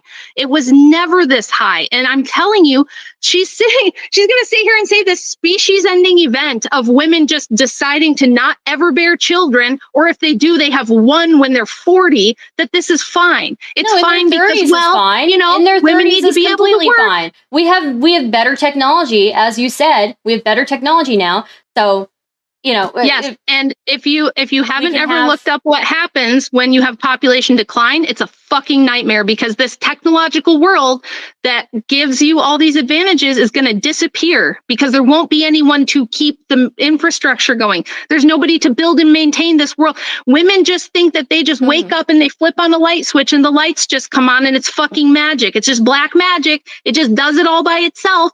No, it's built by men. The technology that has increased and made life better for women, reduced infant mortality, reduced maternal mortality, made lifespans longer, medicine, all these things, that's all men. Men build it, men maintain it. And if the men all disappeared tomorrow, all of it would be gone. Literally within 24 hours, you'd have a mass extinction event. Now, if women disappeared tomorrow, that would not be the case. It actually wouldn't be the case. Yeah, it would not. Absolutely would. You would have a protracted issue of not being able to reproduce. If the women just disappeared, you'd have a protracted issue. But within 24 hours, you wouldn't have a mass die-off event like you would. The education, the medical force. Are you kidding me? We wouldn't have kindergarten teachers and psychologists. I'm not talking about psychologists. I'm talking about medical professionals, nurses and doctors, right? Like a huge portion of that industry would be completely gone. That is absolutely an essential job to have that women fill disproportionately. But men can do those jobs. Men can do it, but do they do it? If women disappeared, yes, they could just jump right in and do it. They probably wouldn't. They probably wouldn't. And they probably wouldn't be as good as women. This isn't something I came up with. This probably wouldn't be. They probably wouldn't be as good as women at it, because, as you and I both like to acknowledge, women are better when it comes to taking care of people. Are they though? They are. The statistics, at least for female doctors, bear out. Why do women kill all their babies? Why are women the ones that kill and abuse all the children and abort all the babies? If they're so nurturing and they're so caretaking, how do you explain that? I mean, the abortion thing is probably going to be another thing that we will argue about and disagree about. But when it comes to abusing children, obviously that's bad, but it seems to happen disproportionately to people who are poor. It seems to happen to disproportionately people who have substance abuse issues in the family. That doesn't explain why they're women. No, when women are the primary caretakers and they are specifically affected by poverty and specifically affected by substance abuse, and I think we both would acknowledge that there is a substance abuse epidemic in America, then it is going to bear out. That doesn't disproportionately affect women. So how do you explain the disparity that when women disproportionately caretake after children, and the poor ones who are doing that are going to the abuse is going to bear out that way. So we're back to the 50-year-old Democrat narrative that it's not the person, it's the poverty. It's not the right. So how do you explain the disparity that when we equalize parenting time, When dads have the same parenting time as moms, they are less likely to abuse. How is it equal though? Is it equal? I'm saying if you equalize the data that way. But how do you know that? How do you know if we equalize proportionally? So the Substack piece I just linked, if you scroll down, it explains this paradox that feminists used to say it's because women are the primary caretakers and they've got too much on their plate and that's why they abuse. So now that we talked about this though, right? Yeah, and I said specifically that men have still not reached the same level of caretaking that women have. We don't know. But it's proportional. Men still commit the vast majority of violent crimes. This woman is going to sit here and say, I'm stupid, but she doesn't understand what proportion means. It means that even if 70% of women have custody and only 30% of men have custody, that per capita, the women are still more abusive to the children than the men. And the reasoning for that is the women are more prone to mental illness and emotional instability. They're more prone to poverty as well. When if you look at like the statistics, only when they leave, post separation, right, exactly. But why do they leave? Leaving? But who's leaving the marriage? The women. 70 women are filing a divorce. The women are filing a divorce. That doesn't mean they're the ones that are leaving. Oftentimes, it'll be a man has been stepping out for a while, and the woman finally comes to the conclusion that she needs to file the paperwork. Women file the majority. That's not the reason they give. Women file the majority of divorce papers, right? But that doesn't mean that they are the ones who are initiating it. There's usually a breakdown of the relationship beforehand. Right. But when we have lawyers and law firms that do surveys, the women themselves do not report that infidelity is the main reason. And they do not report that the man is the one responsible. It's usually bullshit like, I outgrew him. No, because or I needed to find myself. Be stepping out, or I will have been stepping out for over a year by the time she files for paperwork. She didn't want to get a divorce, but he's been stepping out the entire time. No. One of the top reasons women give for divorce now is that they feel like their husband is holding them back and their family and their husband's holding them back from their career. It's one of the top 3 answers. The other ones are, I outgrew him, or I needed to go find myself. I needed to put myself first. It's shit like that. Infidelity is like 5th or 6th usually on the list. And again, let me take a pretty look here. Equal. The amount of women versus men who cheat is roughly equal, especially, by the way, did you ever think about this? Maybe women working all day in the workforce with men might be more conducive to the breakdown of marriages because you're putting men and women together in the bullpen all the time. You know what's interesting to me is that you're willing to say this about women working and this is going to lead to infidelity, but there's something wrong with young women being in the workforce and finding a partner, finding a long-term husband or romantic partner, which happens a lot in the workforce, right? So that's fine. I said at the beginning of this, single women working is fine, especially for that reason. But married women do not need to be out in the workforce. They should be in the home and they should be raising the next generation of children because we're the only ones who can do that. We're the only ones who can do that. Now, let me ask you. We're the only ones who can do that, but you just said that, if we lose all women and lose the education force, that there's nothing wrong with that. That it's not going to huge issue. That's not what I said. What I said was, if all women disappeared tomorrow, you have a protracted event. It wouldn't be good. Of course, I'm not saying it's good. I'm saying it would be a long, protracted event that would be bad. But if men disappeared tomorrow, you would have mass extinction within 24 hours. People would just die because men do all the things that keep society running. This is true. It's a fact. You can't even debate me on that. You know it's true. Okay, but so women, again, being nurses are doing a huge amount of work in keeping people alive. Men can be nurses and men were nurses before women were nurses. Men are not currently being nurses, and being a nurse requires a lot of training and schooling, which men would have to go through before they can be a nurse. It would be you're just making a point that doesn't refute my point. All you're saying is, well, yeah, it would be bad though. And I said, I think men would die in droves if women disappeared from the hospital. What percentage of the population do you think would fucking die off within 24 hours if men disappeared versus women disappeared? I don't think it's going to be a huge amount initially, but if we're talking about people in hospitals, like there's going to be an issue. No, we're talking about worldwide. We have one of the Protestants are right, and God raptures all the men only, and it's just women left on the planet. Mm-hmm. How many of what percentage of the population do you think would die off within 24 hours? We have technology now. And who runs the technology? Not women. Not women. Stardust. There are women who keeps who know the power how to run grid it. going? There are women who know how to do it. There are women who can train other women. This is so hilarious, you guys. Okay, if men disappeared tomorrow, do you think the lights would be on? Do you think cell communications? Do you think telecommunications would stay up? Yes.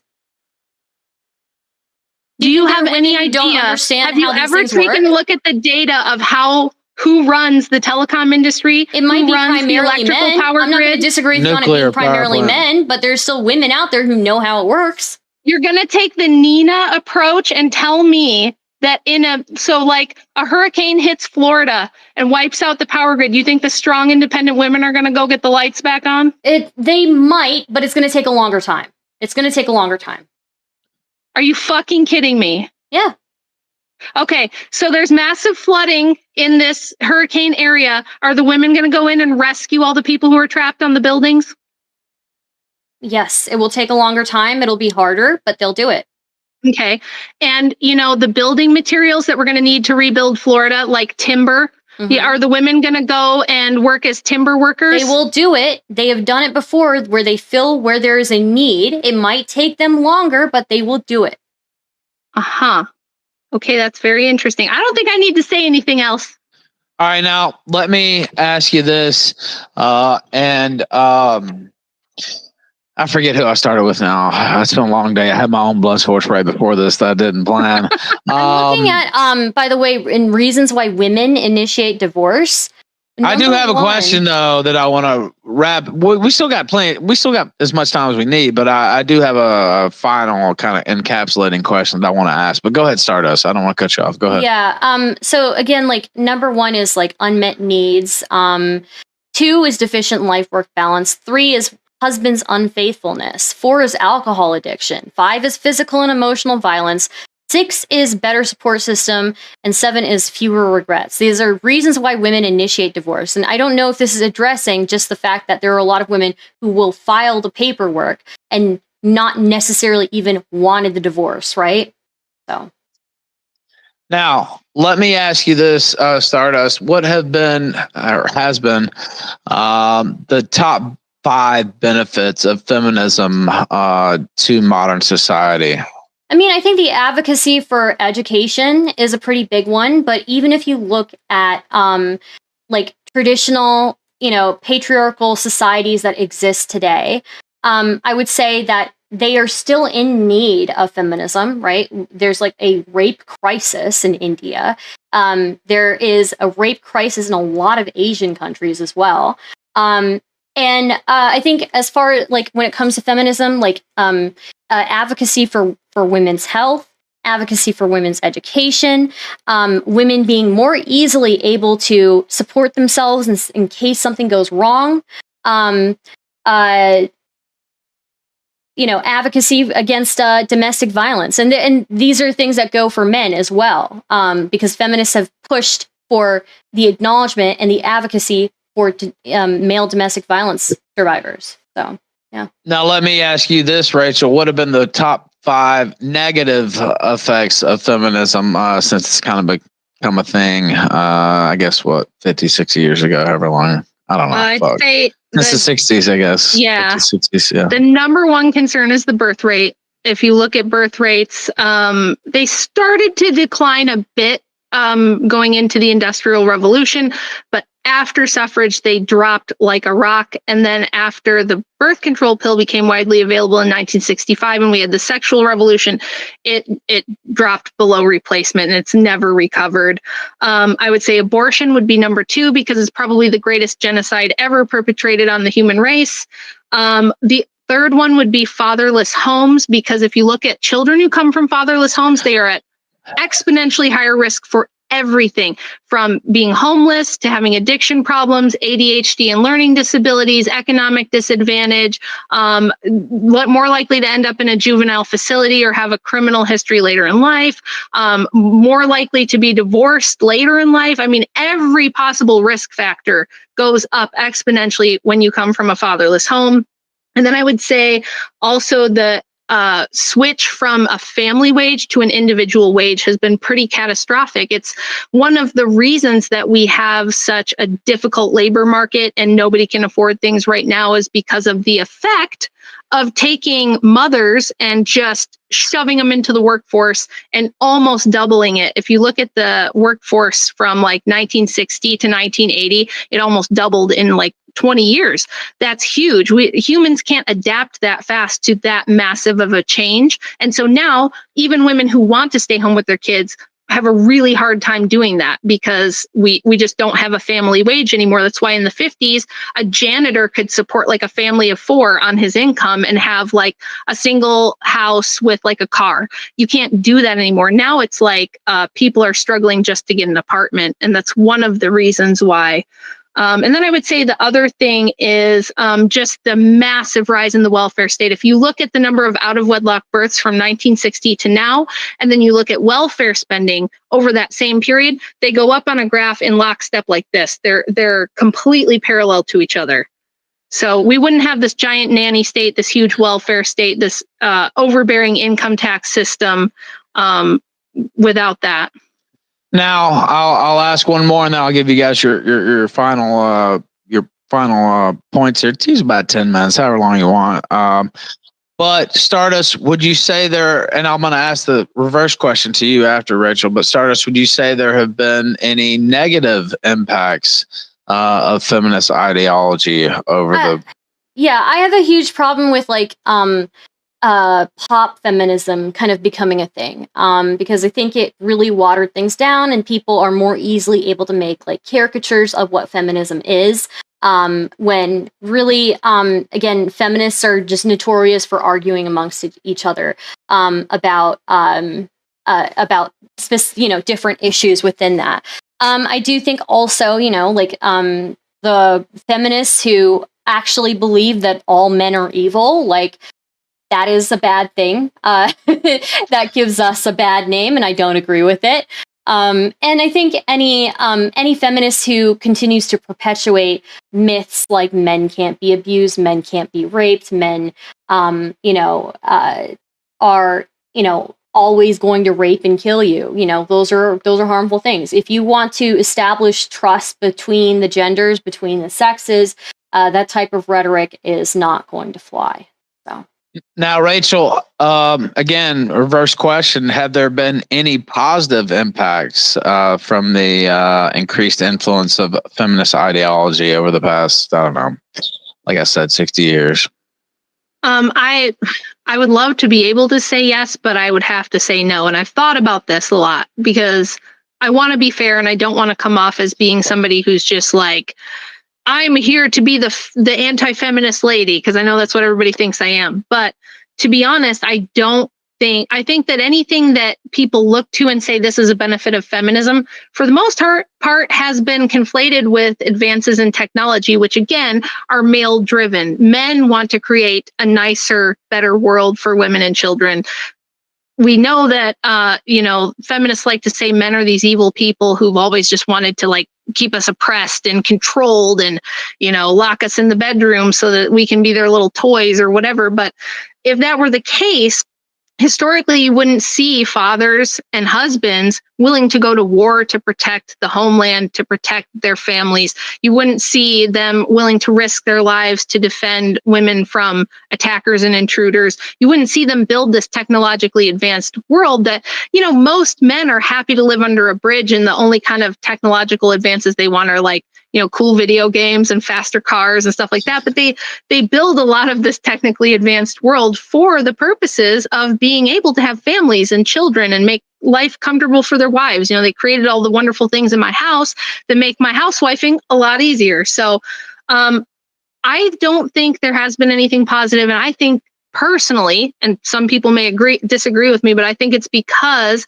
there's going to be no side benefit to a satanic inversion of the natural order that God created other than hedonistic pleasure. So I guess the only thing you could argue is there's a lot of people out there who can indulge in hedonistic pleasures because of feminism.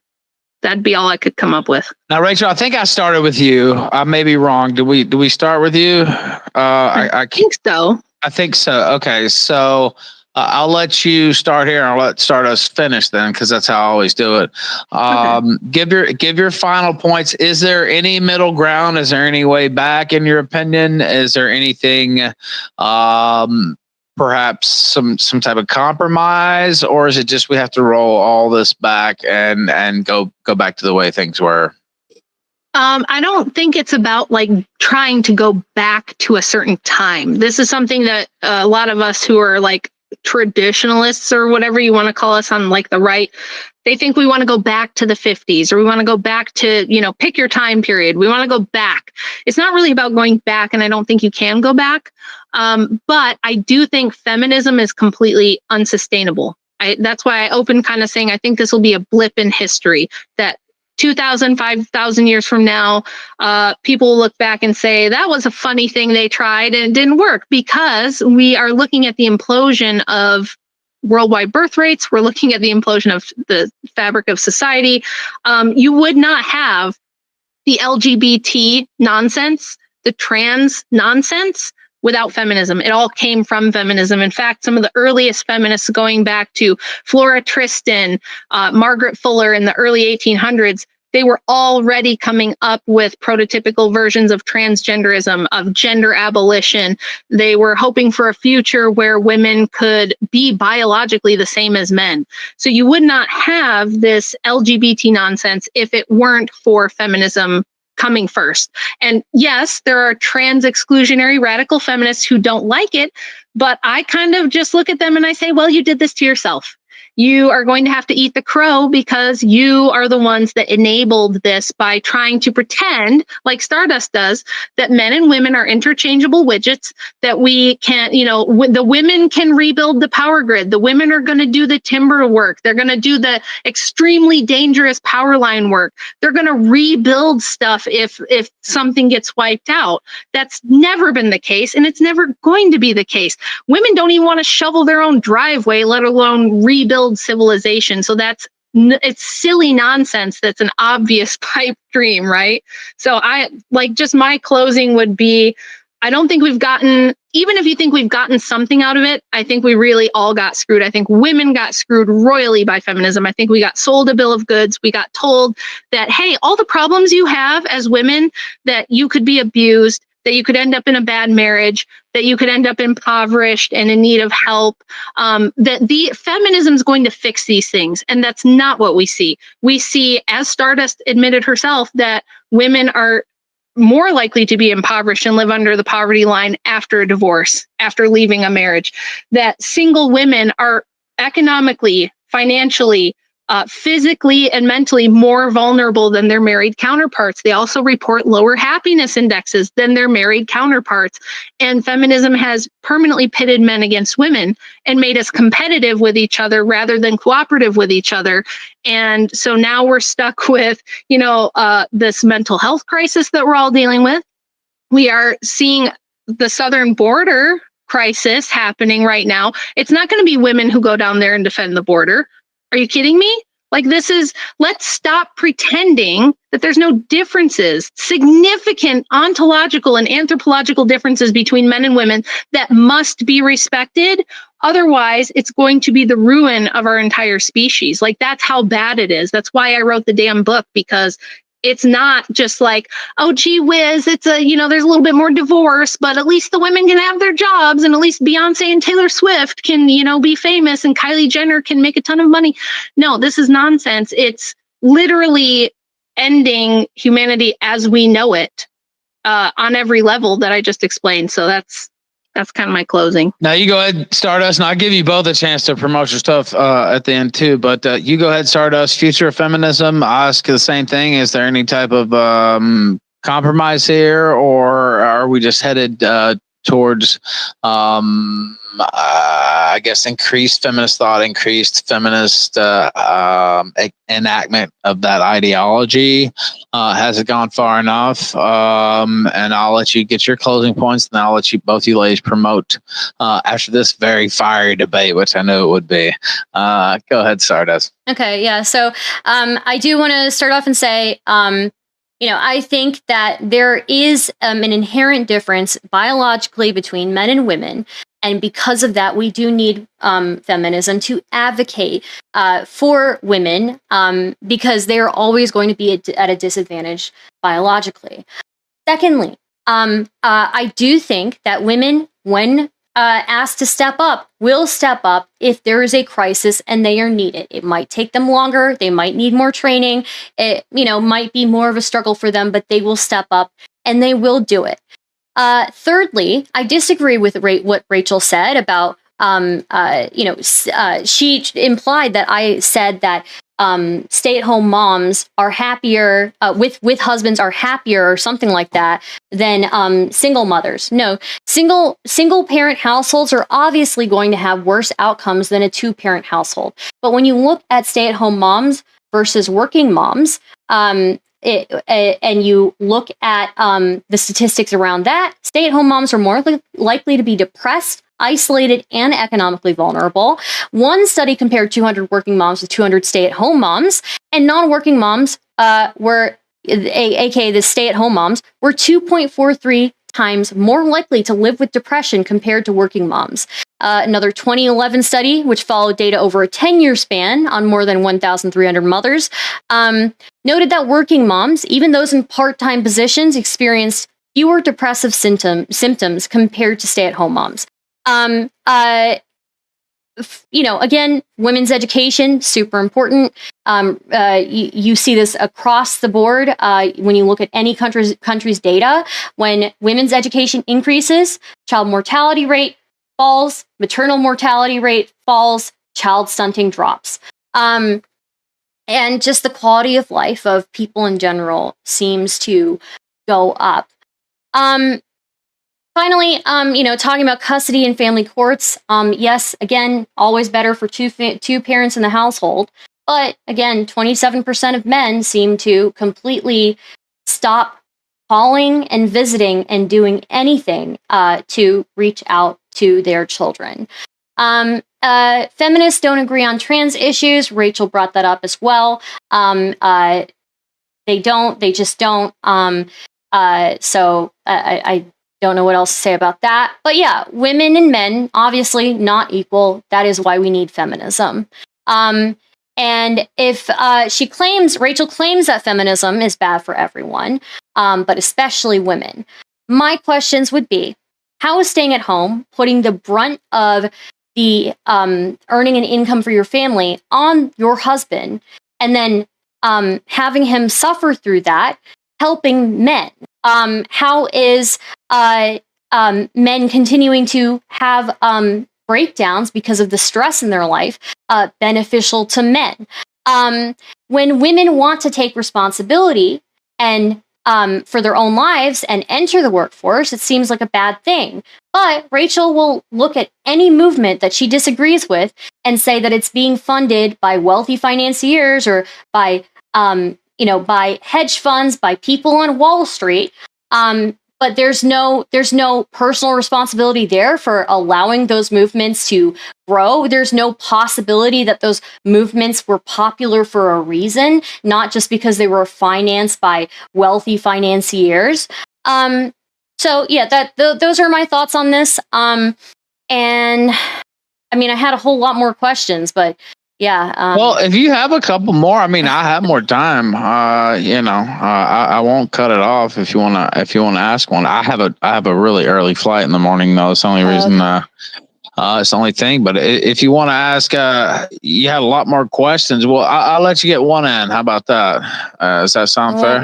Let me see which your best one. The best one, I guess. Is a woman always obligated to fulfill her wifely duties?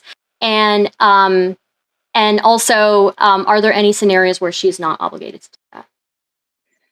What do you mean by wifely duties? So you talk about like women being required, or not being required, but women being obligated to provide sex to her husband whenever he wants, right? Are there any instances where she is not obligated to do that? Well, I think it's a difficult thing to parse out because it kind of depends on the situation. You have some couples where that's not as big a deal to the people, and you have other couples where it is. I personally think it's intrinsic to a marriage, because if you're not doing that, you're basically just roommates. Now, when people get much older and they're not as interested, if that's not a thing, I think it's fine. But I think that marriage implies consent. I do think that. I know that's very controversial. I know there's a lot of people who are going to disagree with me, but I think that marriage vows imply consent, and here is why. Because marriage is supposed to be a Christian sacrament. It's not supposed to be a flimsy legal agreement that's just a roommate contract, that you have cell phone contracts and gym contracts that are harder to break than the marriage vow is. You're supposed to become one flesh. You are supposed to become one with each other. So if you're denying your husband, you're denying yourself, and vice versa. There are situations where the man might start cutting off the wife, and I think that's equally awful. I don't think you can say to somebody, you can only ever have sex with me again for the rest of your life. You can't have anyone else. You have to forsake all others, but then I'm going to put the lockdown. Now, of course, we hope that both parties, if somebody is sick, right, if somebody is injured, something like, or they're just legitimately exhausted on a particular day, that you wouldn't force yourself on the person, of course. But there's going to be plenty of times in a marriage where you might not be like, you're kind of like, oh, it's like the last thing on my mind right now, but I know it's important to my spouse. So I'm going to, I'm going to do this just like you would anything else. But I just think that within the context of a real marriage, that you're one flesh. So it's not the right hand denying the left hand, if that makes sense. But so, yeah, I would agree with you. I think that, with any relationship, some physical intimacy is going to be like paramount to making that relationship work and continuing that relationship and making sure it's healthy. In a marriage, there probably is some expectation of a minimum amount of physical intimacy that you're going to have with your significant other. I guess my question would be, is you bring up like times where like one of the parties is like just not into it. So let's say like, for example, something that's common is that a woman will go through menopause, right? And men in older age, eventually they slow down, but not at the same time that women do, right? They're still horny. They still, sorry for my language, but they're still, aroused, and they want to get down and dirty with their wife, right? But for a significant portion of women, once they go through menopause, sex can actually become very painful for them. If it's not painful, there are also women who go through menopause who just have no interest in sex anymore. So what would you say for women in that situation? Well, first I'd say get your hormones checked, because this is also something that happens really frequently after pregnancy. I've experienced this and gone and got blood work done and found out that my hormones are non-existent, and you get that corrected and suddenly the problem's fine. You don't have this problem anymore, and it's a wonderful thing for the woman, because women do like sex. I don't know if we're not supposed to say this, but they do. Women are like sex, and they're supposed to like sex, especially in the context of a marriage. It's a bonding thing for you and your husband. So even if you're like not particularly interested, I think, first of all, there's definitely ways to make it more comfortable, because the reason it becomes painful usually has to do with hormonal things that cause atrophy and dryness and whatever. But yeah, you can have atrophy and things like that, but there are things you can do to correct that you should do anyway for your personal health. I don't want to turn this into like a women's health lesson, but I'm 43. I'm looking into the future and going, okay, what can I do to like keep myself healthy and vibrant as much as I can? And so there's things you can do. So I think that to the extent that you can solve this problem, you should. And I think that just like men do things for us that they're not do you think a man, after he comes home from a long day of work and the woman says, honey, do you think that you could put together the thing I bought from IKEA, because I really want to do this thing in the room and blah, blah, blah. The men don't want to. You know, he's exhausted. It's the last fucking thing he wants to do. But he's like, okay, yes, of course, because, you know, it's important to you. So I think it's one of those issues where you have to. There are going to be times, though. Yeah, there are going to be times, though, like postmenopausal women, they will take hormones, but, you know, and it will help a little bit with the issue of it being painful. But, you know, it doesn't help the full way. And sex is still painful for them. What would you say for them? Well, again, I don't want to get too graphic, but there's other things. If one thing hurts, there's other things you can do that are a lot of fun. And you need to always have, you need to have fun with your spouse. Like, I don't know what else to say. You need to have fun with your spouse. And I don't think that allowed, ends when you get older. What do you mean? Like other things that you can do? Yeah. Is it allowed? I'm not Protestant and I'm not Catholic. So yes, Okay. we are Orthodox Christians are very sex positive. We think that it's a gift from God. We think that it's part of the marital life and that it should be encouraged in a healthy and good way. And that it's a really important aspect of like bonding in the relationship. So yeah, there's lots of ways you can have fun with your spouse. Okay. That's all I'll say. And you should just enjoy those things. I'm so sorry, but I do have a question because, and forgive me, because I don't know anything about Christianity, okay? Or I know the very bare minimum about it. But like, sodomy is supposed to be like not approved of, right? In Christianity? Yes. Okay. But in Orthodoxy, we really don't like venture into the marital bedroom.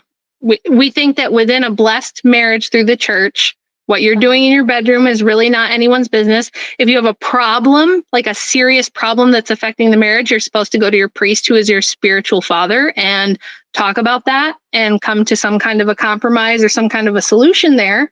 And again, like if you have a medical reason, I don't think anybody would say, oh, we have to force the woman because even though she has a medical issue that's making this painful or prohibitive, she has to do it. That would be an issue for them to solve together and maybe with their spiritual father, you know? I guess I could understand that. I just think, I think it's just like a little bit weird that like, okay, the bedroom is like off limits, but like sodomy is very specifically named, right? And sodomy can be oral or anal, right? So.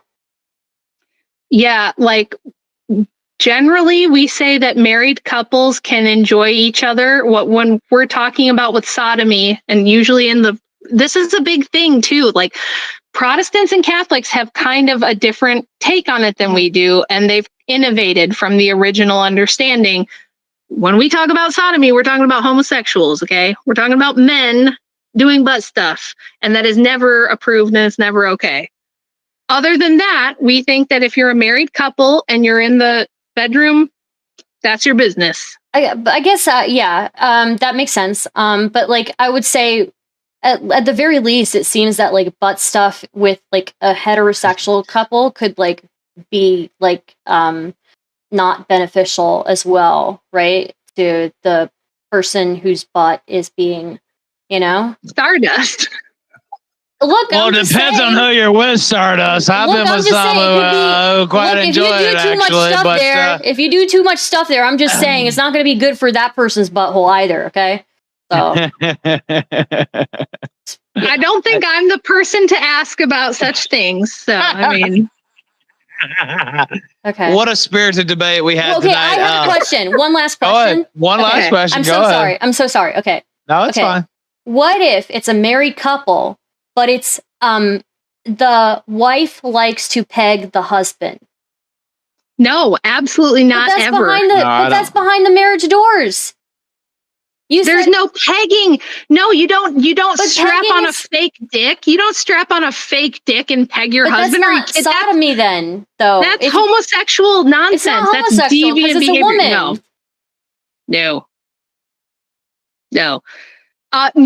No self-respecting man is going to get pegged. My husband certainly, if I even suggested such a thing, my husband would be like, get out. He'd be like, get out now. Don't men have the G-spot there in the butt, you know? Look, I'm not a fan of the butt stuff, okay? I don't like butt stuff. I think butts are dirty. I think that's simulated homosexuality. For a woman to strap on a fake penis and penetrate a man is simulated homosexuality. And no, Of course it's not. a woman. It's not a man. It's like the same thing as doing oral, right? I don't know how many different ways I can say no. I don't know how many more times I can say no. Okay, I get that, but I don't understand what's the difference between even like a woman's mouth and a man's mouth, right? I guess you're going to have to contact some different priests and pastors and ask them what they think, because I'm not the authority. I'm just a woman, so I have to cover my head and be silent in the church. But no, I will not be penetrating my husband anytime soon. That's never going to happen. Sure, yeah, I mean, you know. Now, this was a hell of a debate, I have to say. And I did not expect. I'm glad we did the little overtime there, actually, because I really did not expect it to go there at all. Stardust, tell them where they can find you, sweetheart, and I appreciate you coming on tonight. Yeah, thank you for having me. I'm Stardust. I'm your favorite, terrible feminist, feminazi, if you will, being funded by wealthy financiers. Wealthy financiers, please hit me up because I really have been lacking. Okay. You gotta get a hold of the Rockefeller Foundation, get you that sponsorship. Yeah. But yeah, you can find me on youtube.com/Stardust streams. I am putting out video essay content now. So, occasionally. So check it out. Yeah. Very cool. And Mrs. Wilson, I won't say sweetheart to you because you are married. I shouldn't do that to a married lady, but I don't mean it in a, profane way. You've always been very respectful. I'm a Southern guy, that's kind of how we talk. But Mrs. Wilson, where can we find you? Well, you can find my book, Occult Feminism, on Amazon. You can find my YouTube channel. It's just at Rachel.Wilson. If you just search my name, a ton of YouTube videos come up. And I also have a Substack. It's rwilson.substack.com. And I also want to take a chance to plug my friend Erin Clary's book, A World Without Men, an analysis of an all-female economy, because it's brilliant and it's fascinating. It covers a lot of the stuff we're talking about today in great detail. I've just started really digging into it, and I'm trying to really master it, but it's just full of data. It's a really great book. If you want more on the stuff that we've been talking about, highly recommend Erin Clary and his books. Well, I thank you both for taking the time, and I'm sorry for the slight delay in the start. That usually doesn't happen on the kill stream, but I had just an insane thing happen right beforehand, and I appreciate both of you not just saying "fuck it," this guy's late. I can say, I endorse a world without men. In fact, I think we should deport all of the men in America, just put them on one island. Send them to Mexico. I'm going to the men island. I'm going to the men island. Please take me with you. I'm joking, by the way. I don't mean it. Okay. Thank you, ladies. It was great, just as I knew it would be. And next week, we're going to have Andrew Wilson versus Adam Green here live on the kill stream as well. So the Wilsons are not done here. Thank you, ladies, and say your farewells. Anything else you want to say? Thank you, Stardust. I appreciate the debate. Thank you, Rachel. I apologize for, any heat, but you know how it is. It's all right. Yeah. It's all good. Yeah. It's all good. Okay. It's Bloodsport, and we love it. Live here on the kill stream. Thank you both, and Happy New Year. Thank you, Ralph. You too. See ya. Right. Okay. All right, chat. That was fun. What did you think? Did you have fun? I had a lot of fun. I think the last part was the best part.